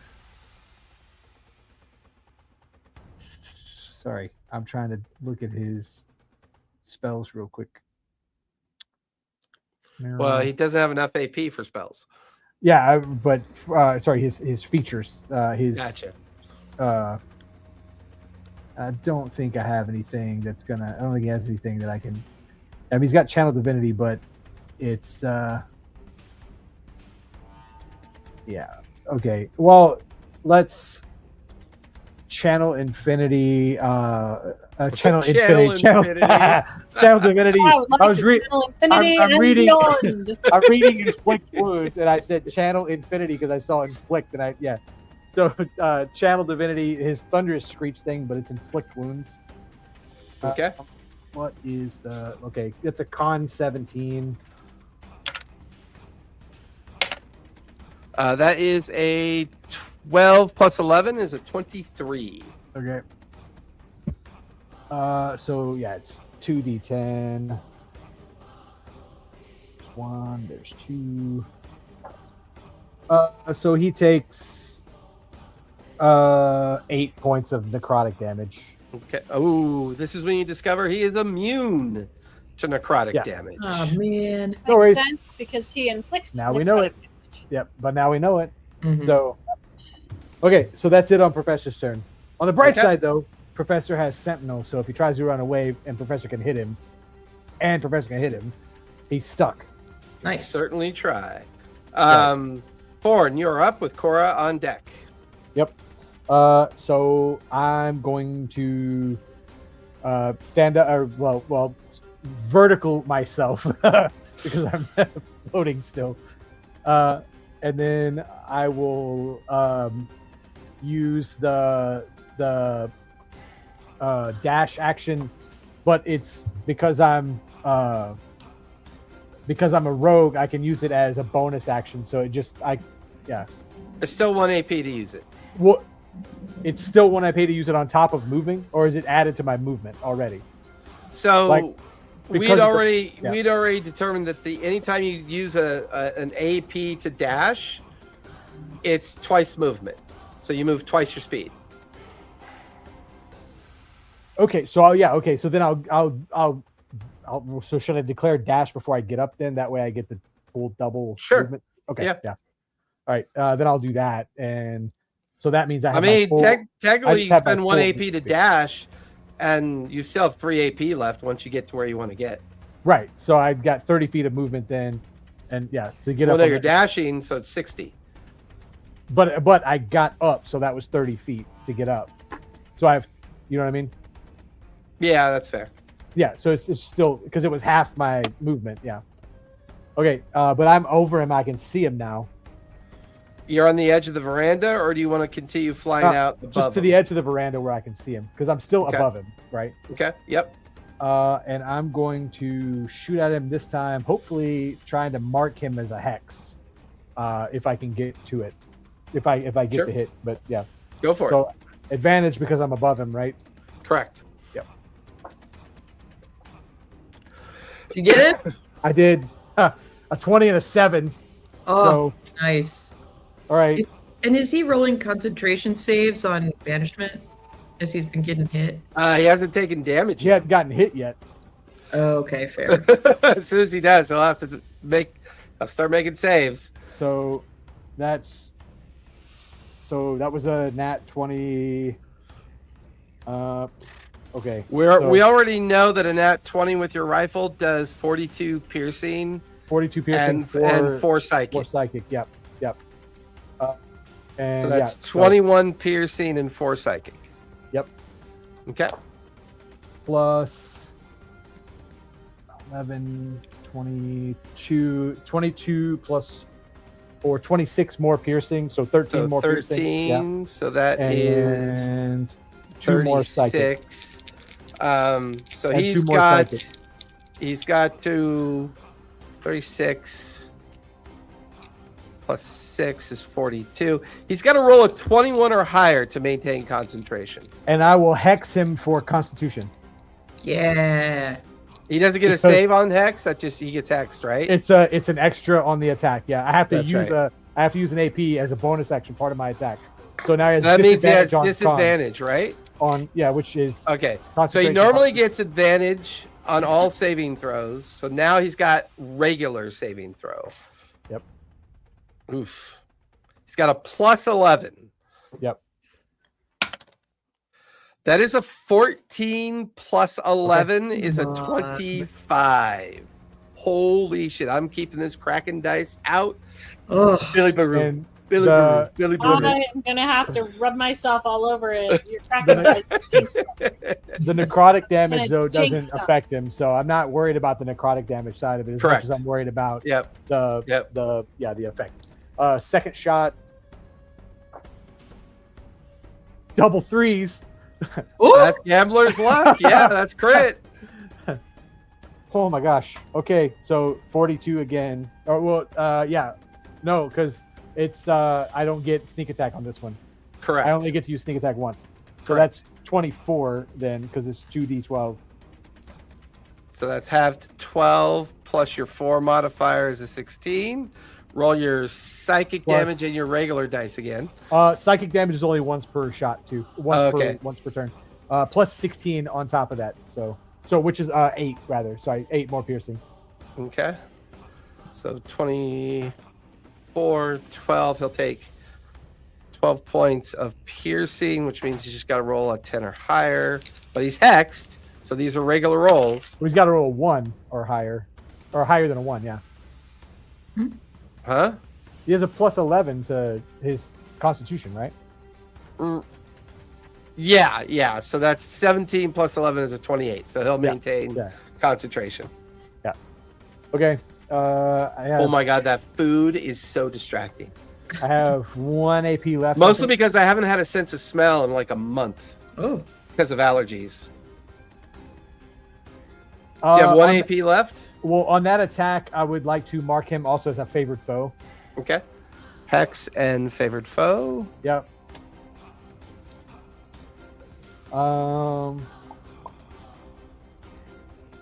Then for my last action, I want to Misty Step because it's a bonus action. It's a feature of Misty Step. It's a bonus action, and I'm gonna Misty Step up on the upper roof. So like back, up in the teeth at the upper roof. So trying to get myself some cover away from him. Okay. Yeah. All right. That will. And would it be free action to turn my ring off at that point once I'm up there? Or yeah, I'm okay with that. Okay. So that way I'm just not flying anymore. Yeah. Yep. You're behind the parapet. That'll finish Forn. Cora, you're up with Airtrail on deck. All right, I'm going to go to the edge of the 1 AP to get to the edge of the veranda right there. And I can look down and see him, right? Still there? Yep. Still there. Okay. I tried, Air Trio. I got close. I'm gonna. You got really close. I appreciate it. But he's hexed on concentration now, so. Well, he's hexed on con save, so that's huge. Yeah. Or on con, yeah, sorry. Dang it. What's his face? Professor's down there with him, isn't he? Yep.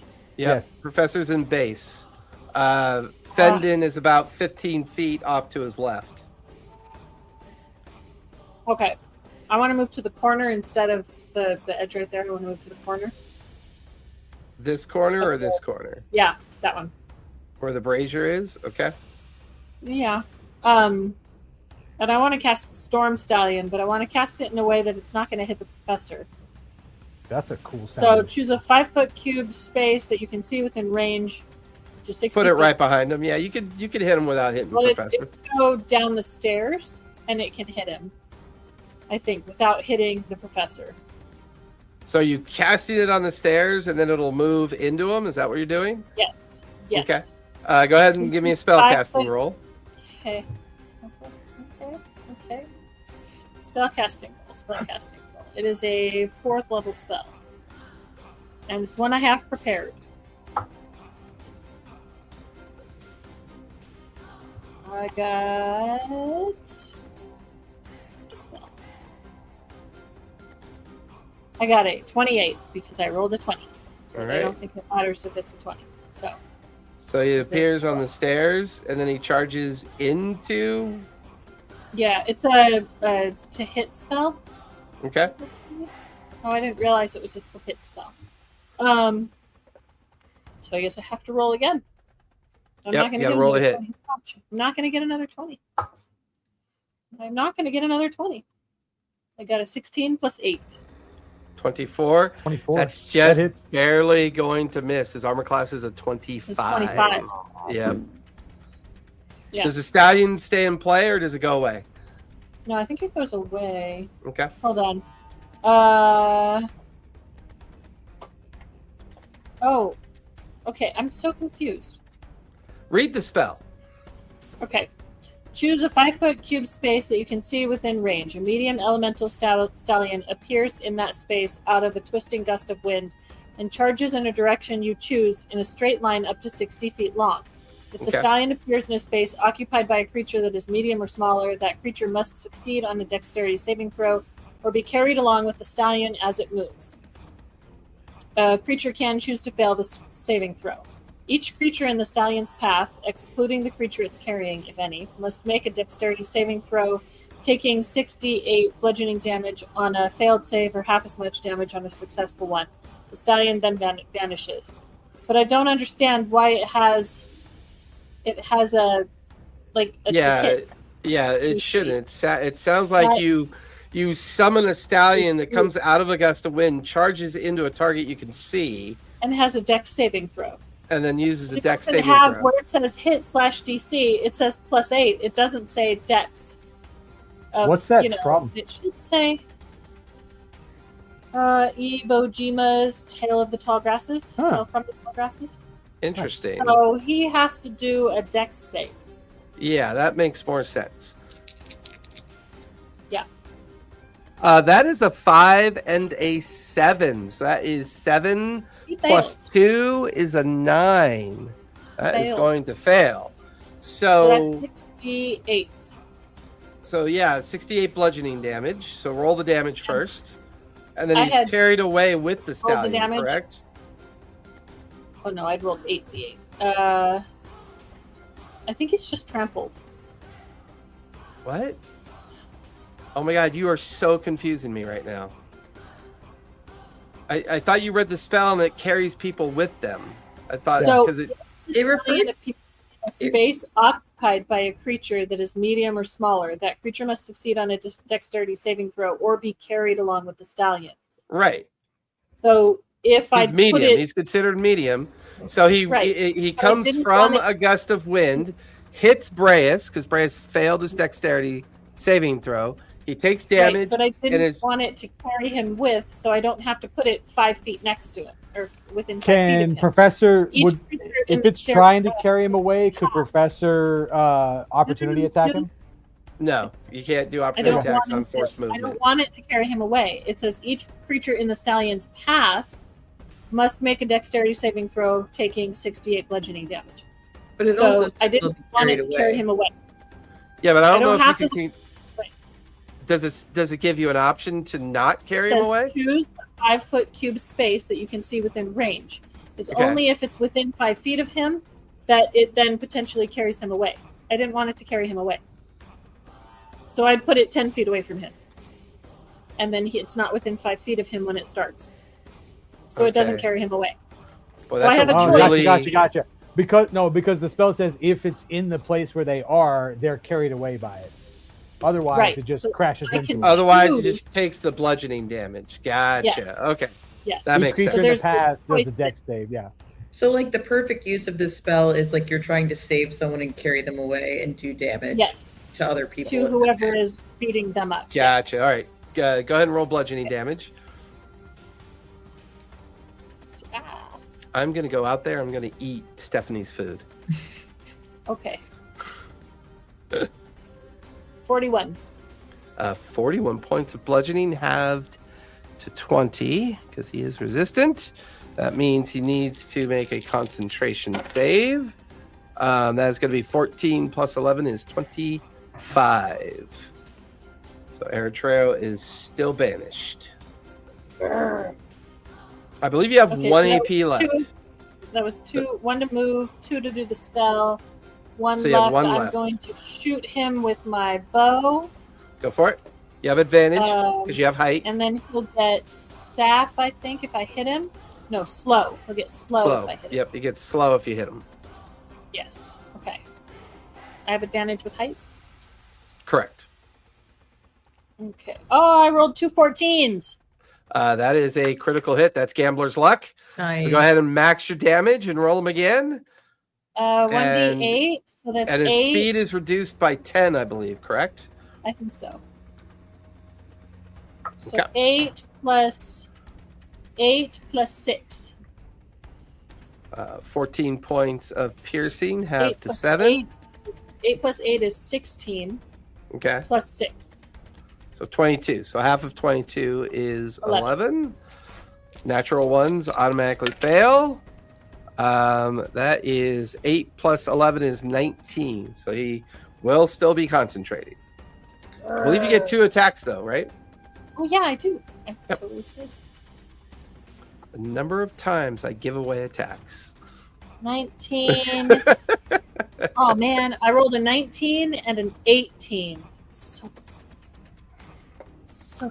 18 plus 9. I'm sorry, 19 plus 9. 28 will hit. Go ahead and roll damage. 5 plus 8. 13 halved to 6. Natural ones always fail. Holy shit. That's a natural 1. Yeah. Concentration will go Arrow Trail comes away. back. And Arrow Trail is now back. He says, "Fuck." So Arrow Trail is no longer banished. I feel like he should unbanish like eating something. Like he's got an ice cream cone, you know, Chilling. because he had to be banished to the celestial plane, right? Well, I would imagine he's like hanging out with Schrodinger's cat when he got banished. Right. He's like opening up a tin of tuna to give to the cat. All right, that'll finish Cora's turn. Eritrea, you are up with Melody on deck. Eritrea, where'd you get the ice cream? All right. Am I still prone? You are still pro. All right.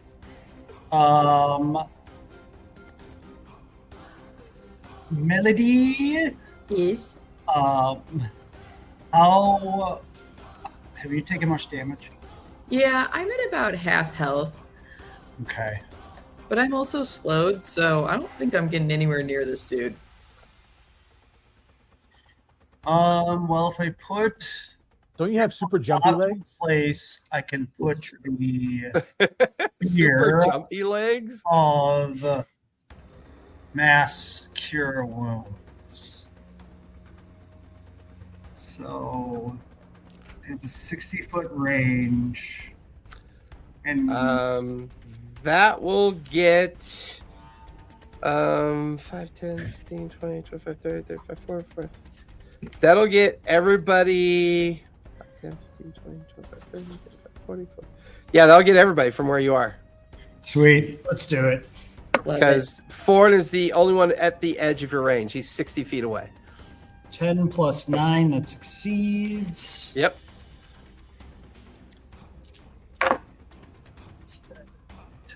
Oh.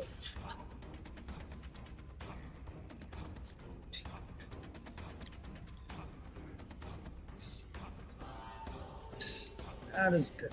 Oh, 34 plus 13, 47, 47 points. Nice. Everybody. Man, it's nice to have that. What level are you? 13, 14?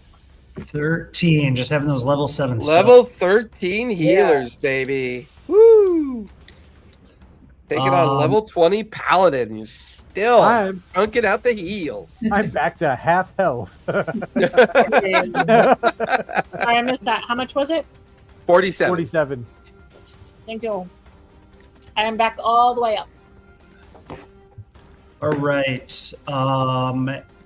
And I believe you have 2 AP left.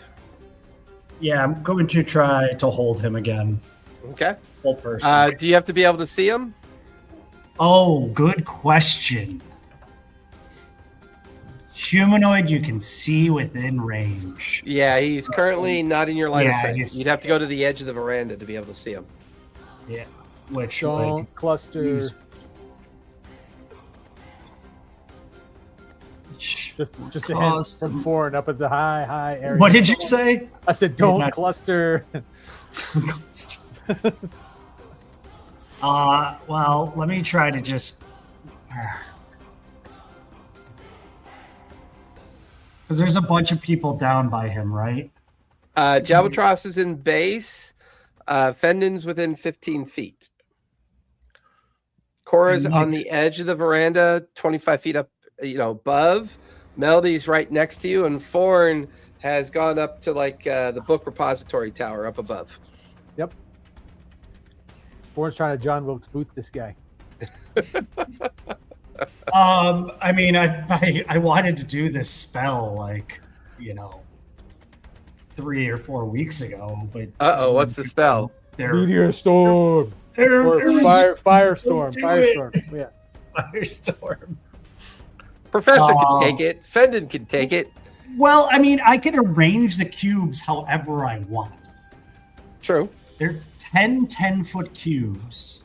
So, like, if I put him at the edge of one... Okay, I if mean, he does that, that means that the party members that were all partying hear that and then come out, right? I mean... This will between his Thunderstep and Meteor Shower, they will, at the top of the next round, they will begin to realize that a fight is going on outside of the event. Yeah. A few big ass gunshots too. They'll just begin to realize, though. They might think these are fireworks. So, Maybe. Good point. I rolled a 17 plus 9. That'll So pass. 26, that'll go off. Are you allowed to stack those cubes right on top of each other? That's kind of what it doesn't say I can't. Yeah, if it It doesn't says- say you can't, it means you can. What's the save for this? Dex? Does that mean that each of creature those there? 10 Yes. hit him, bam, bam, bam, bam, 10 times? Yeah. That means I I got to don't make think 10 dex saves, I believe, because I make a dex save per meteor cube. Because if you're going to stack all of them on him, he's going to need to make multiple saves. Yeah. Let's do it. What's That's how it- So are you doing 10 cubes on him?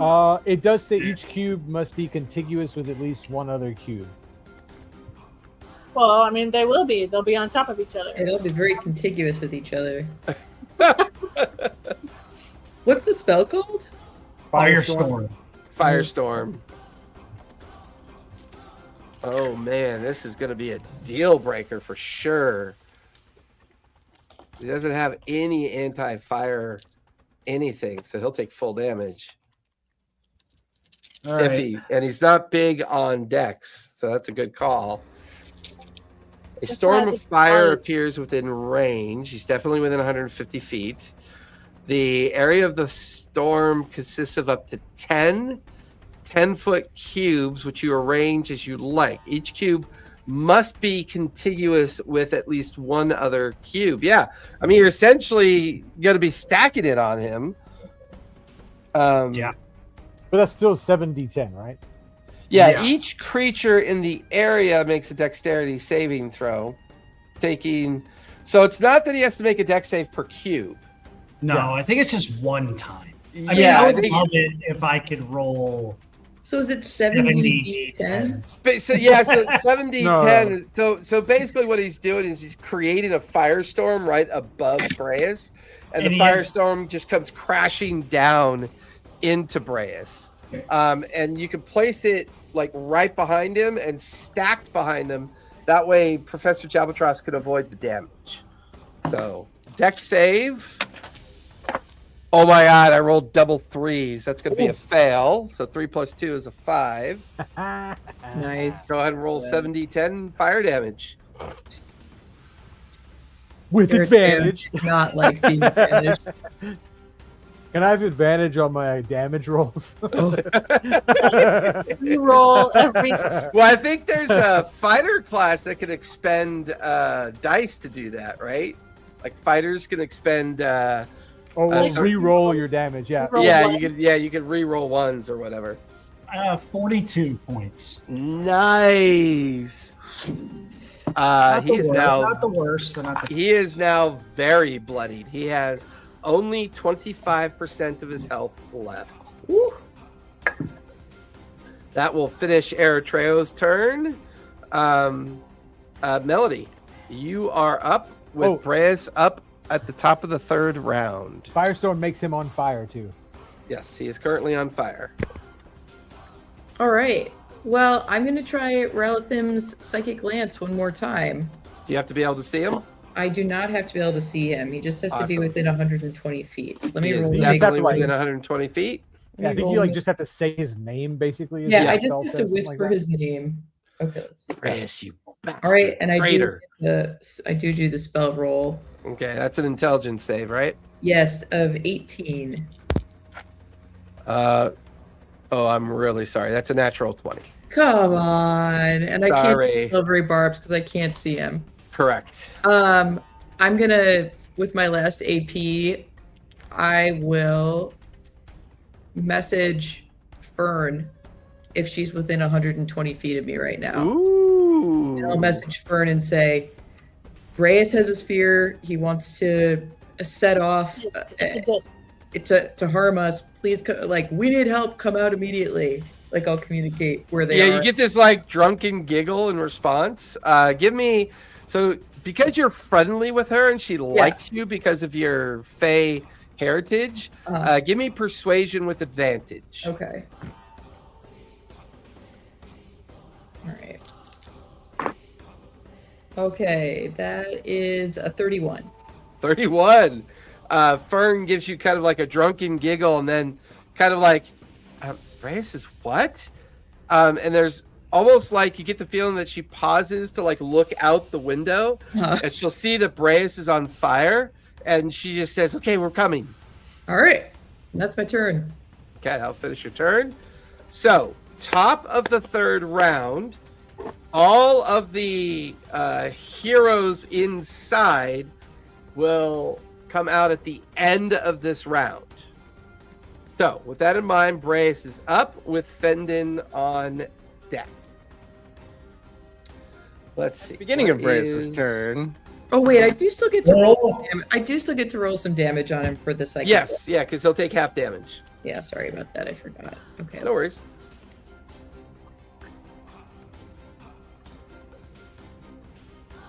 All right. So that's 26 divided by 2, so 13 points of psychic damage. Okay. I mean, he is below 25% health, so every little bit. He... At the beginning of Brace's turn, I will use Branches of the Tree as a reaction. I need him to make a DC 18 strength saving throw or be teleported. Beefy. Yeah, probably. Beefy. We gotta try. We gotta try, right? He's had some bad rolls. That is 12 plus 14 is 26. We gotta try. We gotta try. Yeah, he's got gauntlets that are pretty fucking epic. All right. No, that's a good call, though. I like that. All right. So, Professor's in his way. He is going to use 1 AP to take 3 attacks on the Professor. Okay. Let's see. That is a 30, a 26, and a 15. 2 hit. Okay. That is going to be 28 points of bludgeoning. Sorry, 28 plus 14. That is 42 points of bludgeoning. I need him to make a con save. Not 20 plus 7. 27 plus 4. Okay, so he'll take half of 16 points of necrotic damage. So that'll be 8 points of necrotic damage. Yep. Let's see. That was 1 AP for 3 attacks. He is going to do it. Ooh, no. He is going to spend an AP and do Smite. He's going to do Unholy Smite on Professor. Can a smite be counterspelled? I don't believe so, but let me double check. That's a good rule check. Because it is technically casting a spell, right? Well, the problem is the But it's a mechanics of paladin it. feature, yeah. Yeah, it's more of a feature spell than anything else. But let me ask. What's his name? Colville.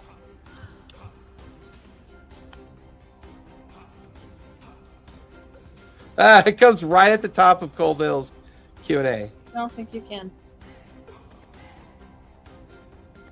No, in 2014, it used to not be a spell. In 2024 rules, it is now considered a spell. So it can be counterspelled. Wow, Cool. weird. So that's con 17. Yep. Regular roll, 13 plus 11 is 24. Yeah. It's worth the shot. Yep. That is going to be 46 points of necrotic damage. 46. Yep. Okay. All right. So he's got 2 AP left. Oh. all he's got to do is get to that doorway is where he's got to get to. Seeing that Professor is skilled, he will 1 AP his feature to phase step 60 feet to get him to the doorway.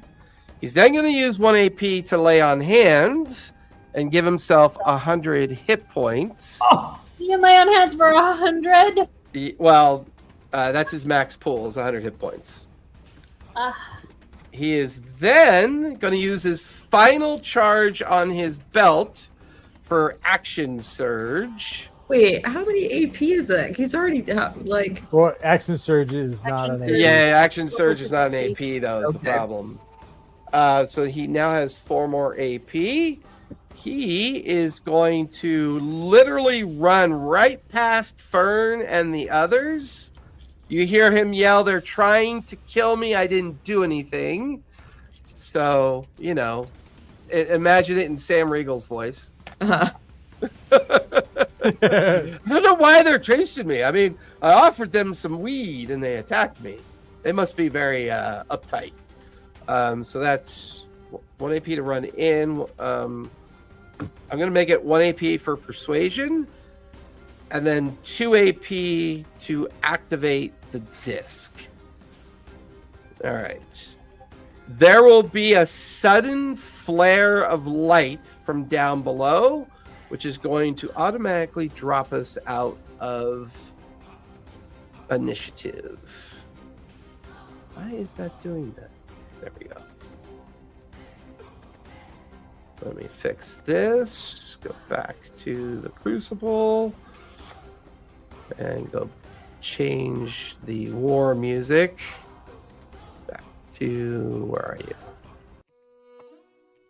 So, from the vantage point of Professor and Fendon, you saw Breas run into the interior of the domicile.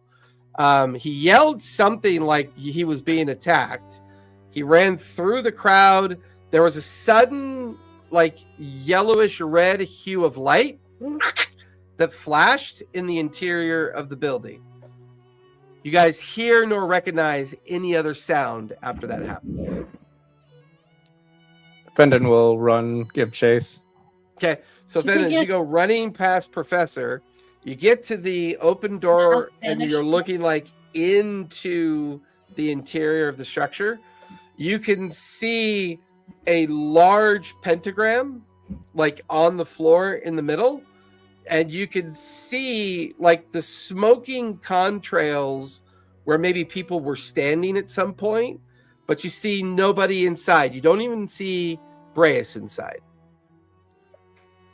And there's like a brimstone, a caustic kind of like brimstone smell permeating from the ground floor of the tavern. Professor will follow Fendon. Professor would then see the same thing as the two of them stand at the entryway looking into the interior of the gathering point. Yeah, I'm following too. Okay. Can Professor make an Arcana check on that? If it try to see if it reminds us of the temple fight with the demon guy that we had before. I mean, you can he had like a big religion or you can do religion or Arcana, either one. Professor's better at Arcana. Okay. That's 10 plus 7. Yes. 17. He would have recognized that it acted very similar to a gate spell, but if it was infused with Asmodeus's power, it was probably similar in behavior, and whoever was in the interior of the tavern was pulled into the gate. And instead of being limited to a certain number of people, as the spell would normally like state within the spell's use, you get the feeling that it was actually an area of effect instead. It also took the band, the bartender, the waiters, the staff, like the entire interior is just bereft of any living bodies. Just little contrails of like smoky residue of the smell of brimstone. And all of you will now be downstairs and kind of seeing that happen. Although Melody was the only one that didn't do anything. I'm coming Warren's down the still on the stairs, roof. but really, really, really slowly because I'm slowed and Still exhausted. slow. Fair enough. Forn's up on the roof, but yeah, I'll activate a ring and fly down. Okay. And there's a like a deep glowing 30-foot radius pentagram that is like pulsing the brimstone smell, and it looks like it's beginning to fade.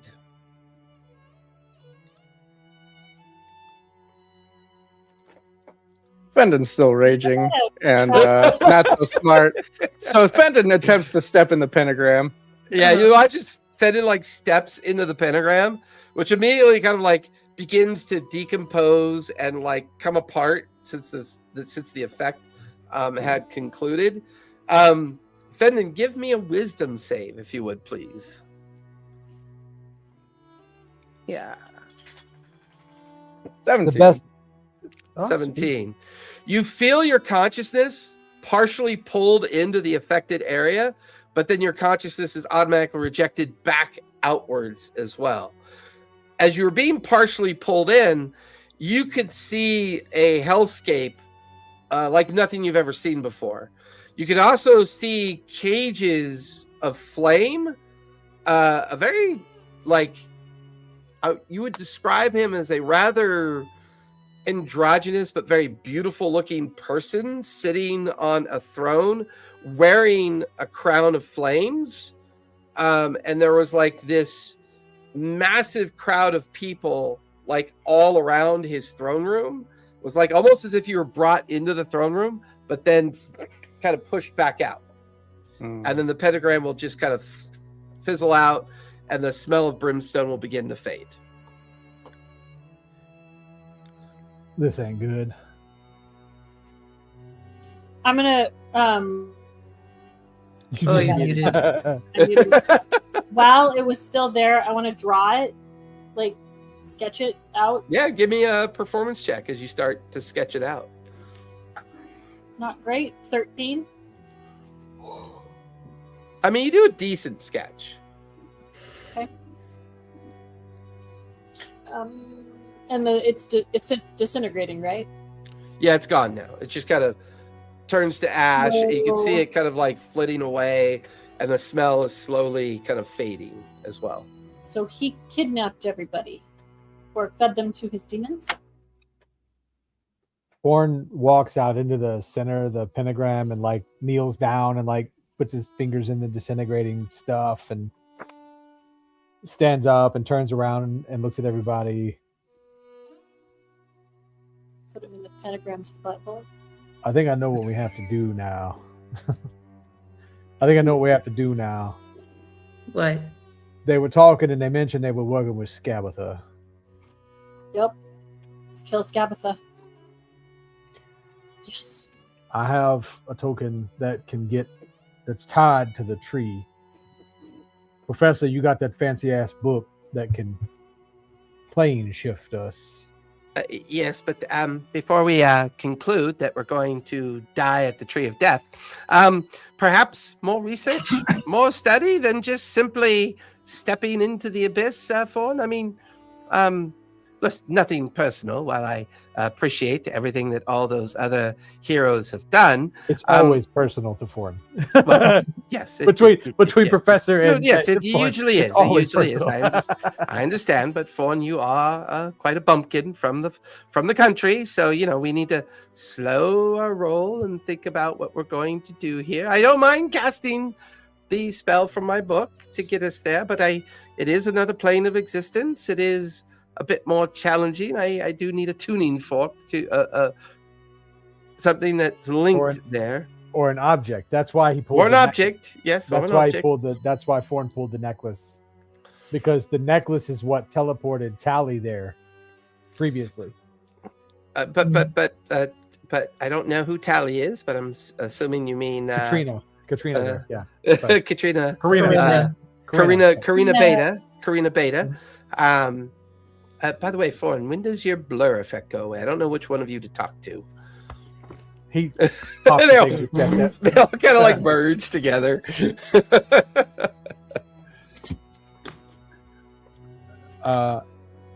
Bourne's eyes flash white, and I'm gonna contact through the token Stylus, Stonejaw, and Madam Riptide, and tell them essentially, this is a surprise to you, but get out here right now. Because I slipped the token on them, they didn't know it. So yeah, no, I remember. I'm yeah, activating the token not to Okay. view, but to speak only. okay. So it doesn't burn the token, but they would get the message, and I would tell them we're at that place. Like, I would say their passive insight is high enough to understand that this is not some kind of weird situation. Riptide will then send you a message. She'll use Okay. sending. I was told to contact you. What do you mean? What is the problem? You may reply to this message. the great bands of heroes are gone. I aim to kill Skabatha. I know you want that too. Hurry. I would say about, you guys have 15 minutes to do whatever you want within the confines of the dwelling. But within 15 minutes, they will arrive. So you have 15 minutes to do other stuff if you want to before they arrive. I want to bring my cat back. Okay, your cat is brought back. I'm gonna just look around at what might have been left. If you guys That's want might to, be left. this would be appropriate for a short rest as well, if you want to take a short rest. Yeah. Could we do a short Okay. rest plus Jalbatross's thing? That's what I was going to ask. Can Brett Yeah, do his feel free. prayer, Yeah. the prayer of healing to make it the effects of a long rest? Sure, absolutely. Love it. Melody just wants to get rid of that exhaustion. She hates Now that. she I just needs really to- do. She just needs to eat some good food now. Right? Yeah. I'm just dragging around. Go eat the food off the table. Oh, this is making my hair brittle. Yeah, I'm like moping around, looking very pointedly at Eritrea, being like, "Oh, I just feel so tired." You look a little gray. You're normally so rainbow. I know. I want to look around the room and see if any objects were left. You give me investigation. Okay. Not bad. That's 26. I mean, the one thing you can't help but notice there's a pattern of things that were left behind. They were they're right in the middle of doing whatever they were doing. So like plates of food, drinks that had literally dropped onto the ground. You also begin to realize that strewn all about on the ground, they were teleported without their armor and without their weapons, Stuff. with the exception of those that were carrying vestiges. The vestiges Oh, we're did picking up go with stuff. them. Picking up stuff, searching for magic items. Picking up stuff, searching for magic items. If only. Looking. I mean, at this point, Yeah. Keela's staff is there. So like, We have to take it so that we can keep it safe for Oh them. yeah, We have I'll to pick pull it out the all up. portable hole and pop Portable the hole, we gotta hole out put- so we can put everything in there. All their Okay. magic stuff in there, barring what we want to use. that's fair. So I mean, while you guys are waiting, and part of your rest is gathering up all the material that was left behind that belongs to all the different heroes. Out of all of that stuff, are there things that would work perfectly for our individual party members? Like I mean, armor. I mean, I would say all the potions, the bag of holdings, Yes. that were left Grabbing behind, different items? which you definitely do not want to put in the portable hole. No, we don't put those in the portal. Vexalia's armor. Her armor, yes, that Because would be her there. armor is not a vestige. Correct. It's her brother's armor is the vestige. Yeah, Her bow is a vestige, so her bow Yeah. is not there. but her armor was like really good, high AC for light armor. Yeah, I don't know what it was though, it's leather armor, but yeah, it's pretty buff shit. because it was the dragon armor, the dragon scale armor. Correct, but it does require attunement because it's considered legendary. The dragon armor. And we can always sort out their spare equipment later because it will require time. As you guys are like resting, collecting, and trying to get everything under control, Silas, Riptide, and Stonejaw all kind of like slowly come into the chamber. Stonejaw looks completely confused, but both Riptide and Silas are exchanging looks of concern. Like they understand what happens, but Stonejaw is not quite kind of like absorbed what just happened.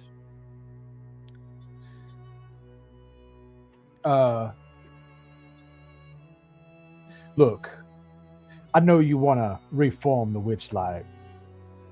I won't tell you how I know that, but I know it. And if I'm being honest, I can't say that I'm necessarily against the concept, because that's another step towards recreating the Fae.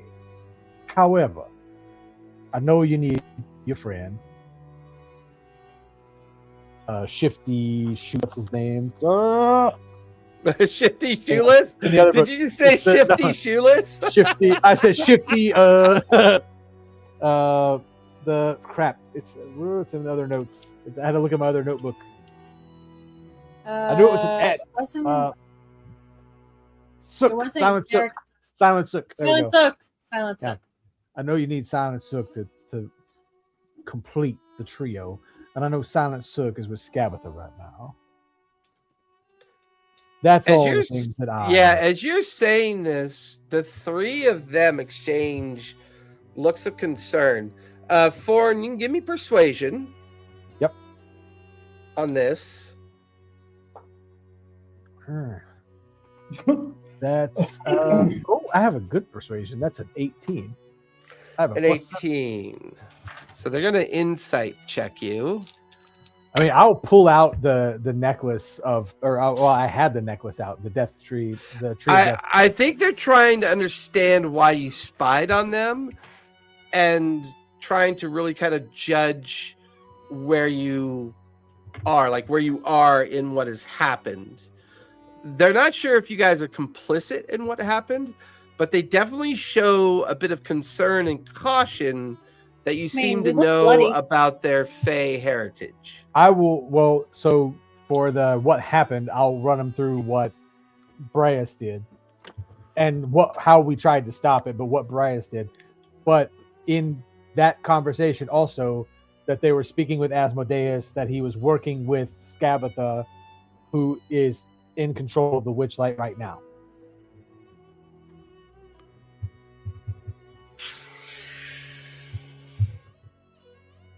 And Foreign will just mention he spied on him because he knew they weren't telling him the whole truth. I mean, Foreign is sneaky and suspicious of people anyway. But right. He got the vibe that they weren't being completely honest with him. Especially when she was saying that she removed her attachment to that tree. Really? Yeah. Really? And I mean, that sucks. You know what? They're gonna drop. They're gonna drop their visages. So you watch as all three of them turn into fairies of assorted nature. The first one is a female with long brown and red hair, and she introduces herself as Titiana. She is the summer queen of the Feywild. You watch as the second one introduces herself as the Oak Princess or Lady of the Wood. This is Riptide. She introduces herself as Veranestra. And then Silas is the Prince of Frost, or Princess of Frost, High Lady Ordoff. She is the Feywild Queen of the Autumn. So you have spring, autumn, and summer here. When they drop their visage, Foreign immediately drops to his knee, like bows to them. And Melody, you automatically recognize them as well. Fendon, it's like she's seen Taylor Swift. She's so excited. Yeah. And like Fendon would definitely recognize the Summer Queen because she is the ruler of what's called the Sealy Court. She is technically the ruler of all the queens, and would normally be the one that they defer to whenever the Feywild is making decisions or the different courts are making decisions. So for Melody, Forn, and Fenton, they would recognize them as a group, as a collective group as well. However, the absence of the Queen of Air and Darkness tells you that the Silent Sook would be the fourth queen that they're looking for, which is the ruler of the Unseelie and the ruler of Winter, Tatiana's sister.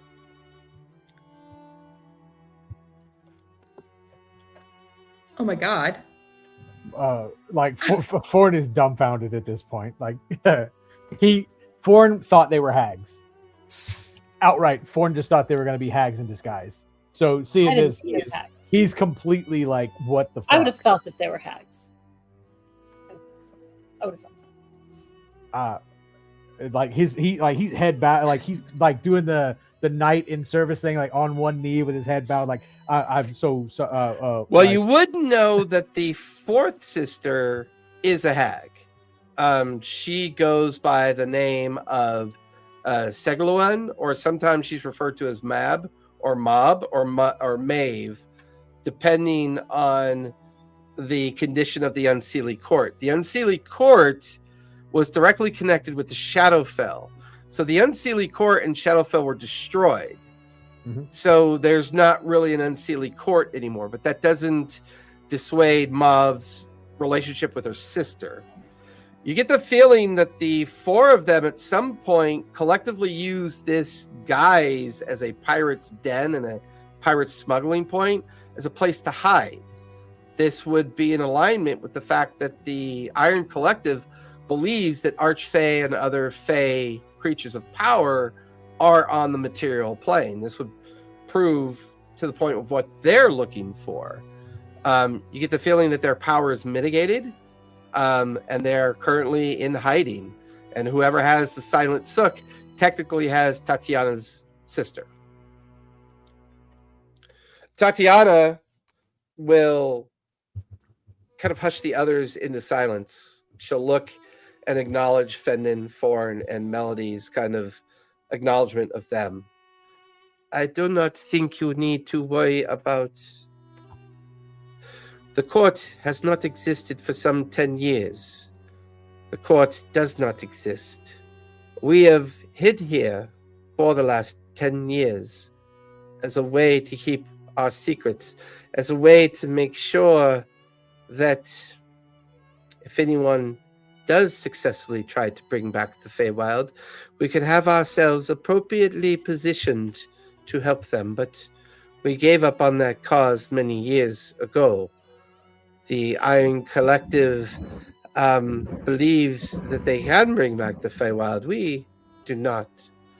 But as soon as young Fawn here mentioned Skabatha and the Death Tree, that piqued our interest because we were not aware that any of the other covens had survived. With the destruction of the Unseelie Court and now the absence of my sister, she was the last hag of the court itself. I am not exactly sure what all of this means. Do you really believe that going directly to the tree, killing Skabatha and her sisters, is something that we are capable of doing? We do not have any of the Feywild power behind us for this. Our powers are limited. We are not what we used to be. If Skabatha is allowed to perform whatever task she is doing for Asmodeus, I don't think it will rightly matter whether or not we can survive this next adventure against the Tree of Death. If we don't stop her from performing whatever ritual is necessary for Asmodeus, the material plane, Exandria, is gone. I would wonder one thing. Your story tells us that Breus tricked them and Asmodeus' artifact brought them to his throne room in the 9th level of hell.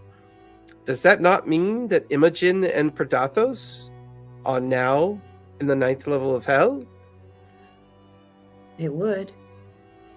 That's So where Skabatha comes in. Something about Skabatha was going to help contain Predathos so that he could be destroyed. I don't know if I believe that Skabatha can actually do that. Skabatha and her sisters took over an area of the Feywild called Presmere. They did this through a purple stone that allowed them to absorb the powers granted them through the material plane. While this stone could be used to contain power, I do not know that it has the power to contain a power like Predathos. Whatever condition and whatever state Imogen is in, it would have to be in preparation for whatever Skabatha and her sisters are about to accomplish. But the idea of 3 hags working with a betrayer god seems unlikely. Seems a bit on the edge of fiction. I mean, what common cause do they have? They're trapped. They're all powered by lies. And they're trapped in the weave, in the broken pieces of the Feywild. They need a way to escape. Do you think Asmodeus gives them the opportunity to escape then? I think it's possible that Asmodeus offered it to them, and they offered the bargaining chip of being able to help him subdue Predathos. Veranestra kind of glides over to Tatiana. Mother, is it possible that whatever Asmodeus is doing is with the intent of destroying Predathos? If he is successful in destroying Predathos, do the gods come back, or do they remain mortal? Asmodeus must have some inkling of a plan to give himself such vulnerability as to call Predathos within Imogen to his 9th level plane of hell in his throne room. There is something here that we're not missing, or that we're not seeing. Even if Skabatha and her sisters were able to contain Predathos in the crystal, they'd have to find their way to the 9th level of hell and out again. It is not a journey that just anyone can make. There are rules and there are methods of journeying through the 9 hells. Absent the betrayer gods, the creatures that used to serve them are now rogue. They run wild, they run rampant throughout the different levels of hell. So it's not something they can control. Unless, of course, Asmodeus can bring them directly to his throne room to conduct the ritual. The same way he may have done with Bell's Hells, Vox Machina, and the Mighty Nine. Well, great power cannot just be used on a regular basis. There are limitations even to his power. If Imogen is truly with Asmodeus in the throne room, all of his power must be concentrated on her to contain Predathos within her vessel form. He used a magic item to take him there. We tried to stop him. It was like a metal disc about yay big. Looked like a frisbee.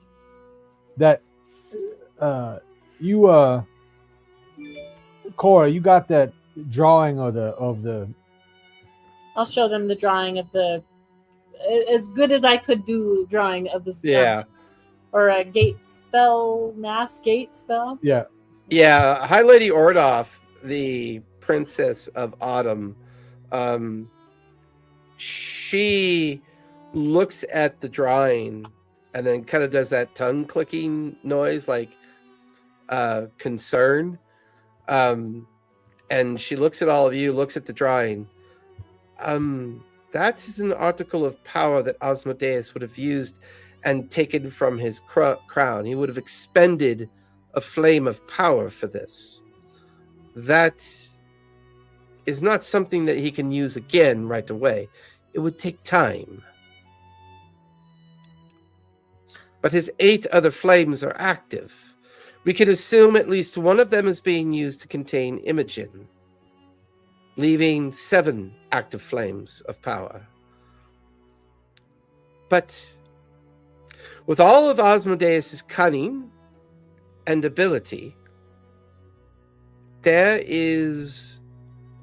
She kind of looks over at Eritrea for a moment, and then at the rest of you, and then quickly looks over at Veranestra and Titiana. I did not realize this before. They want you. And they all point at Eritrea. What do you mean? Eritrea is an avatar. Asmodeus has already proven that he is capable of accepting the sentient nature of a god's touch. That was the point of the Divini corruption. So with Eritrea, perhaps we can come up with an ulterior plan. Question is, does Eritrea have command over this power? Is this something that you feel like you can do, Eritrea? The things I didn't expect a month ago. May I? Tatiana steps up. May I try something? With your consent. Absolutely. She like, her wings carry her up to like your mid-size height. She grabs onto your hands and begins to kind of like go into like a hypnotic state. You can feel the edges of her archfey nature kind of prodding and poking at the edges of your mind, as if to look for a pathway that makes sense.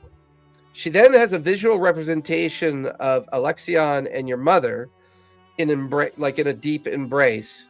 Eventually, all the imagery that you've had of your mother, giving you up to the Sarenrae Temple, this, like, the whole thing plays out in your mind.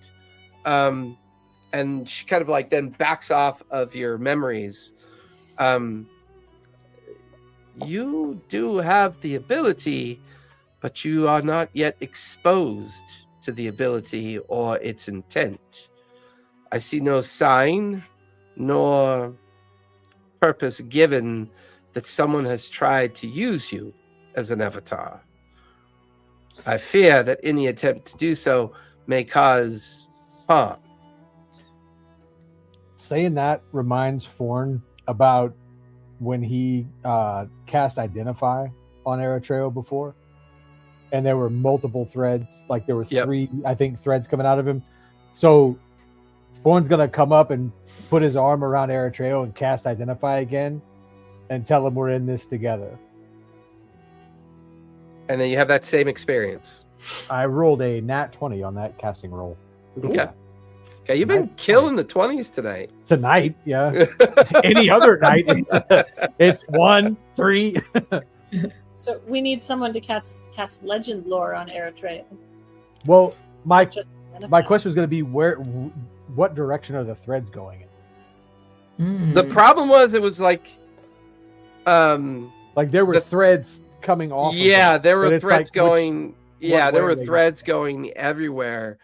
I would say with this recent occurrence that's happened, you do notice. Well, there were more because they stacked and they were unending. But there were like three bright ones or whatever. Or I would say that the 3 remaining connected threads to Eritrea, one you easily recognize as the Traveler. The other one you recognize as a thread that is connected to Asmodeus, who was pretending to be Davini. Mm-hmm. And then the third thread is the Raven Queen. Oh. Nothing for Sarenrae? No, Sarenrae's in mortal form. She's fled. The Raven Queen, who guards the threshold of death, stayed behind because of the betrayer god Asmodeus, who stayed behind. Mm-hmm. So I assume that only I can see these threads right now, but I'm standing in front of Eritrea. like I'm holding on to, like I'm grabbing onto the threads, even though and they're non-corporeal, and I'm just like telling him. Two Core's point: casting legend lore on Eritrea would be a pretty big reveal. Somebody has the item that can do that. Do we have an item that can do that? Is it Jalbatros? I thought we picked up an item that could do that. Like a couple of one of the thing. Who did it last time? I don't. I did it like 2 sessions ago. I think you guys. Well, no, Caleb did it because he had the spell. Caleb did it. Oh yeah. Caleb did it on the vestige, and he is now in. Yeah. He's now in the 9th level of hell. Absent his book, absent his powers, absent everything he needs. We have his book though. I'm gonna grab his book out of the portable hole and give it to Professor. Would the book have gone with him? No, their items stayed. All their articles stayed behind. So they went naked. Oh, they would have went in just their underclothes.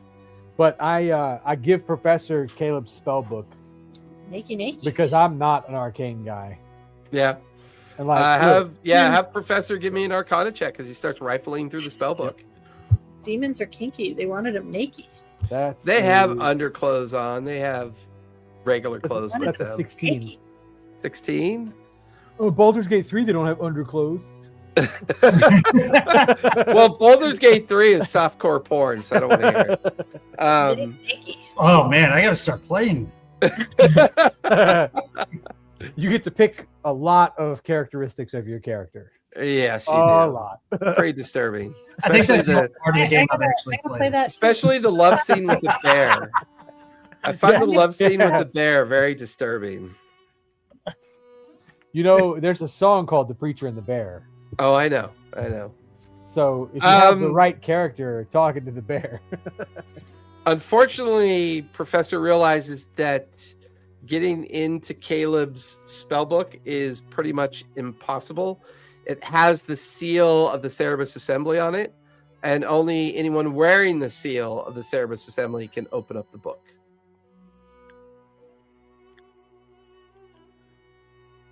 Well, Arinestra was. Would that have been an article that was dropped? Because that's not a vestige. The seal of the... No.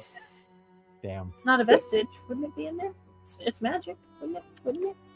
Arinestra, I know you were pretending to be a wizard. Do you have any wizarding abilities that would allow you to get into this book? Or can you cast legend lore? Yeah, or can you cast legend lore? Even better. Yeah.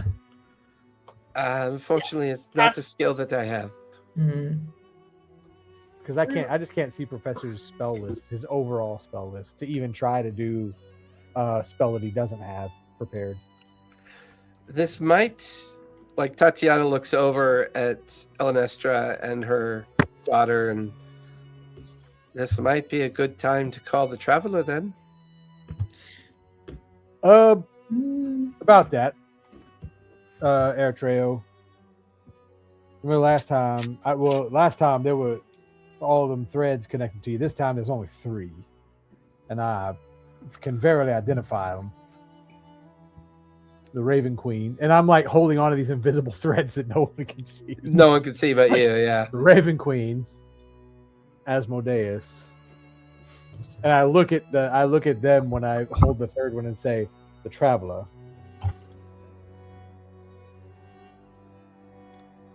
Does that mean they're the only ones still alive? Or they're the only ones interested in him?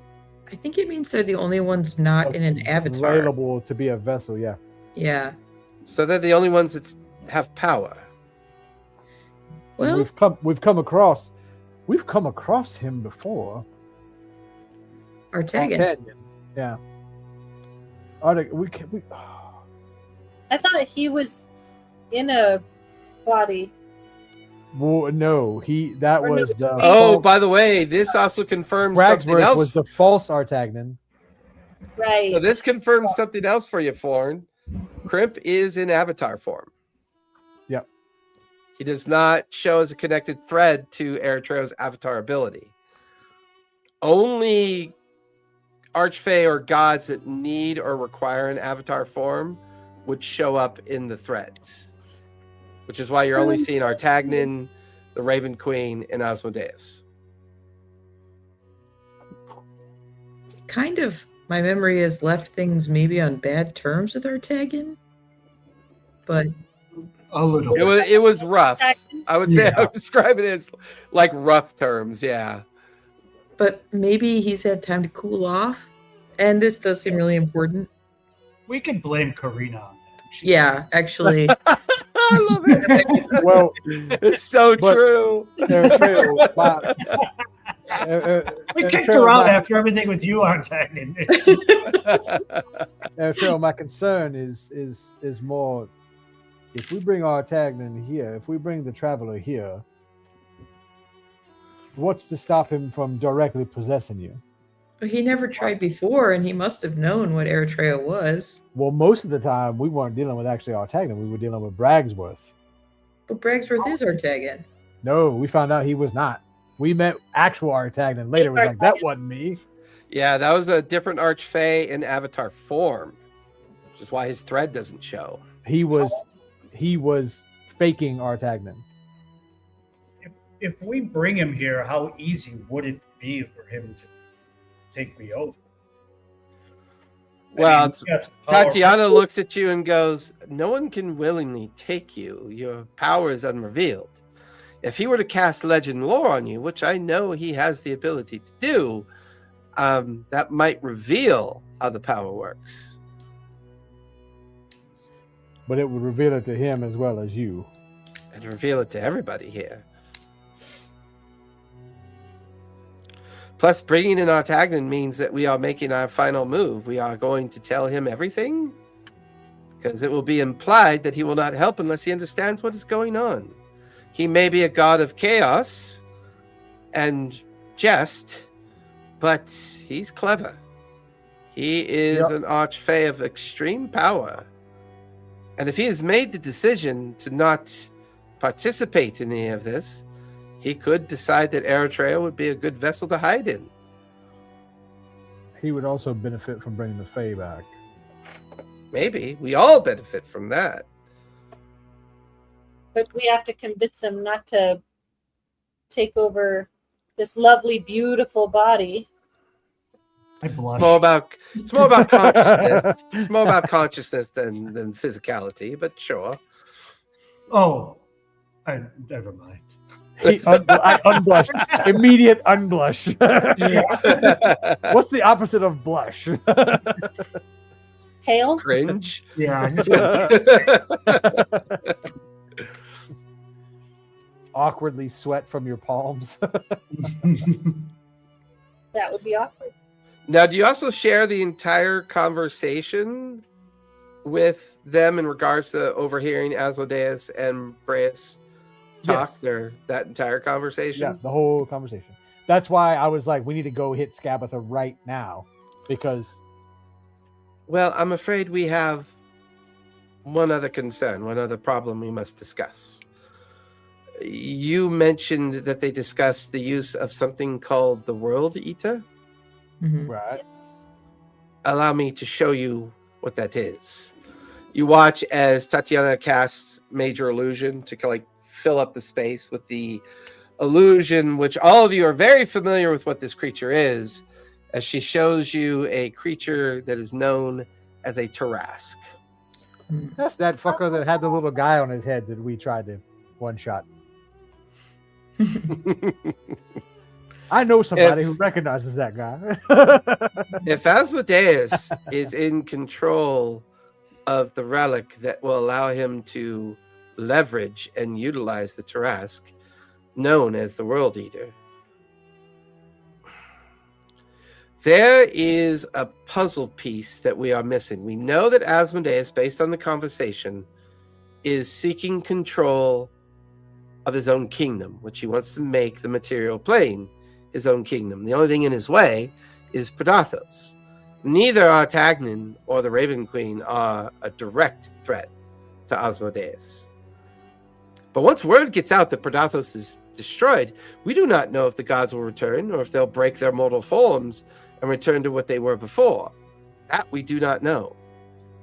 If Skabatha is being used to control and contain Predathos's consciousness, or whatever he is, they must have a plan for what they will do with Predathos once they have control of him.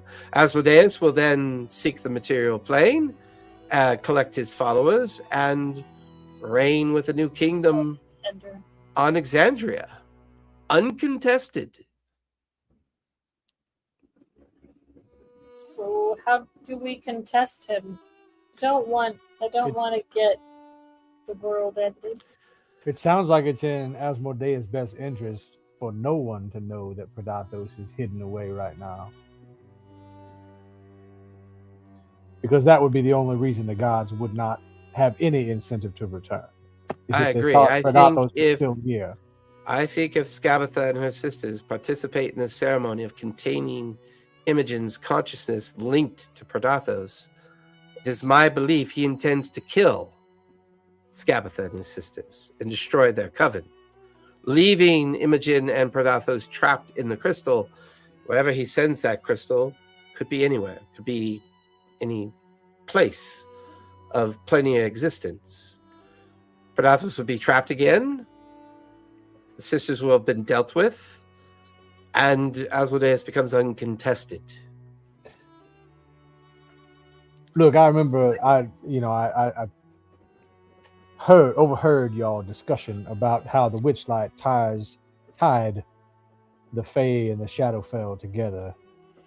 Their threads used to be connected to the material plane. It is how the Fae and the Shadowfell got its power of containment. It's what kept the planes in existence. Without faith, without belief, without the love of the magic of these places and things, they simply do not exist anymore. What if Asmodeus is trying to connect different planes besides the Fae and Shadowfell with something like a Witchlight? Because then he would have free reign to travel in between his realm of the Nine Hells and the material plane as one. I don't know. That would be terrifying to think about. Don't give the DM ideas. Skabatha has already got the ideas. That's fair. I think we need more allies. Even if we think we can assume that Artagnan would help us, I think we need to find a certain someone. I think we know where she is.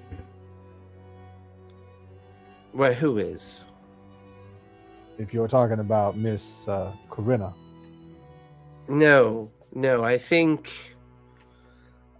this requires a more of an enemy of my enemy is my friend, perhaps. We know the avatar form of Crimp is very powerful. We also know his powers in his avatar form are very powerful. If we were to reveal to him of Asmodeus' plan, this god may decide to side with us. We could also reach out to other gods as well. If we just a matter of finding them is the problem. We don't know where their avatars are. They are lost on the mortal plane. No one knows what avatar they've taken. We know that Corinna is an avatar. But do we know who she's an avatar of? Do we know what her connection is? No. I assume she's got an. We know she's containing an archfey. Yeah, she's containing an archfey. She's tied to an archfey. Well, we also know at least 2 other archfey locations as well, out of the 9, I believe. And we know the location of a god.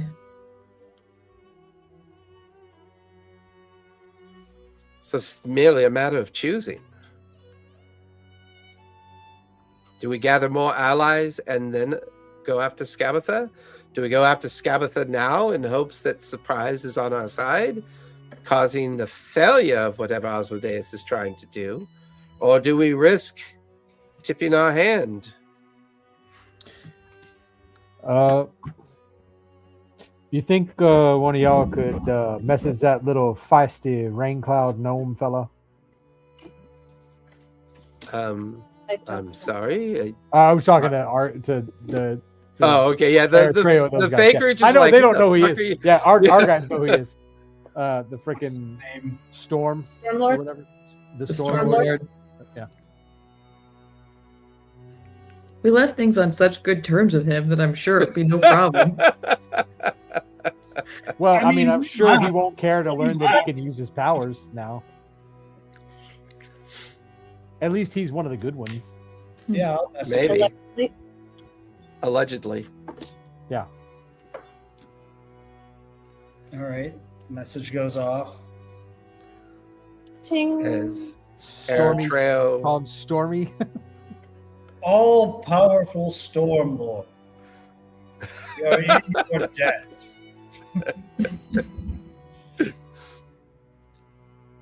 We may need your assistance. Things are much worse than we anticipated. There's a sudden crack of thunder and lightning inside the empty tavern. A gnome dressed in pajamas stands there, looks at all of you. His eyes go wide when he sees the three Fae, and he just looks around and goes, well, shit. And that's where we're going to finish tonight. Oh my god, this is a fun arc. I can't wait to see what you guys do with this. See where you go with it. It's a lot of fun. So you guys go ahead and linger so we can talk about the schedule. Everyone else, thank you for coming out and watching and hanging out with us. Be safe, be kind, and don't forget, Play a game. Play a friggin' game. Good night, everybody.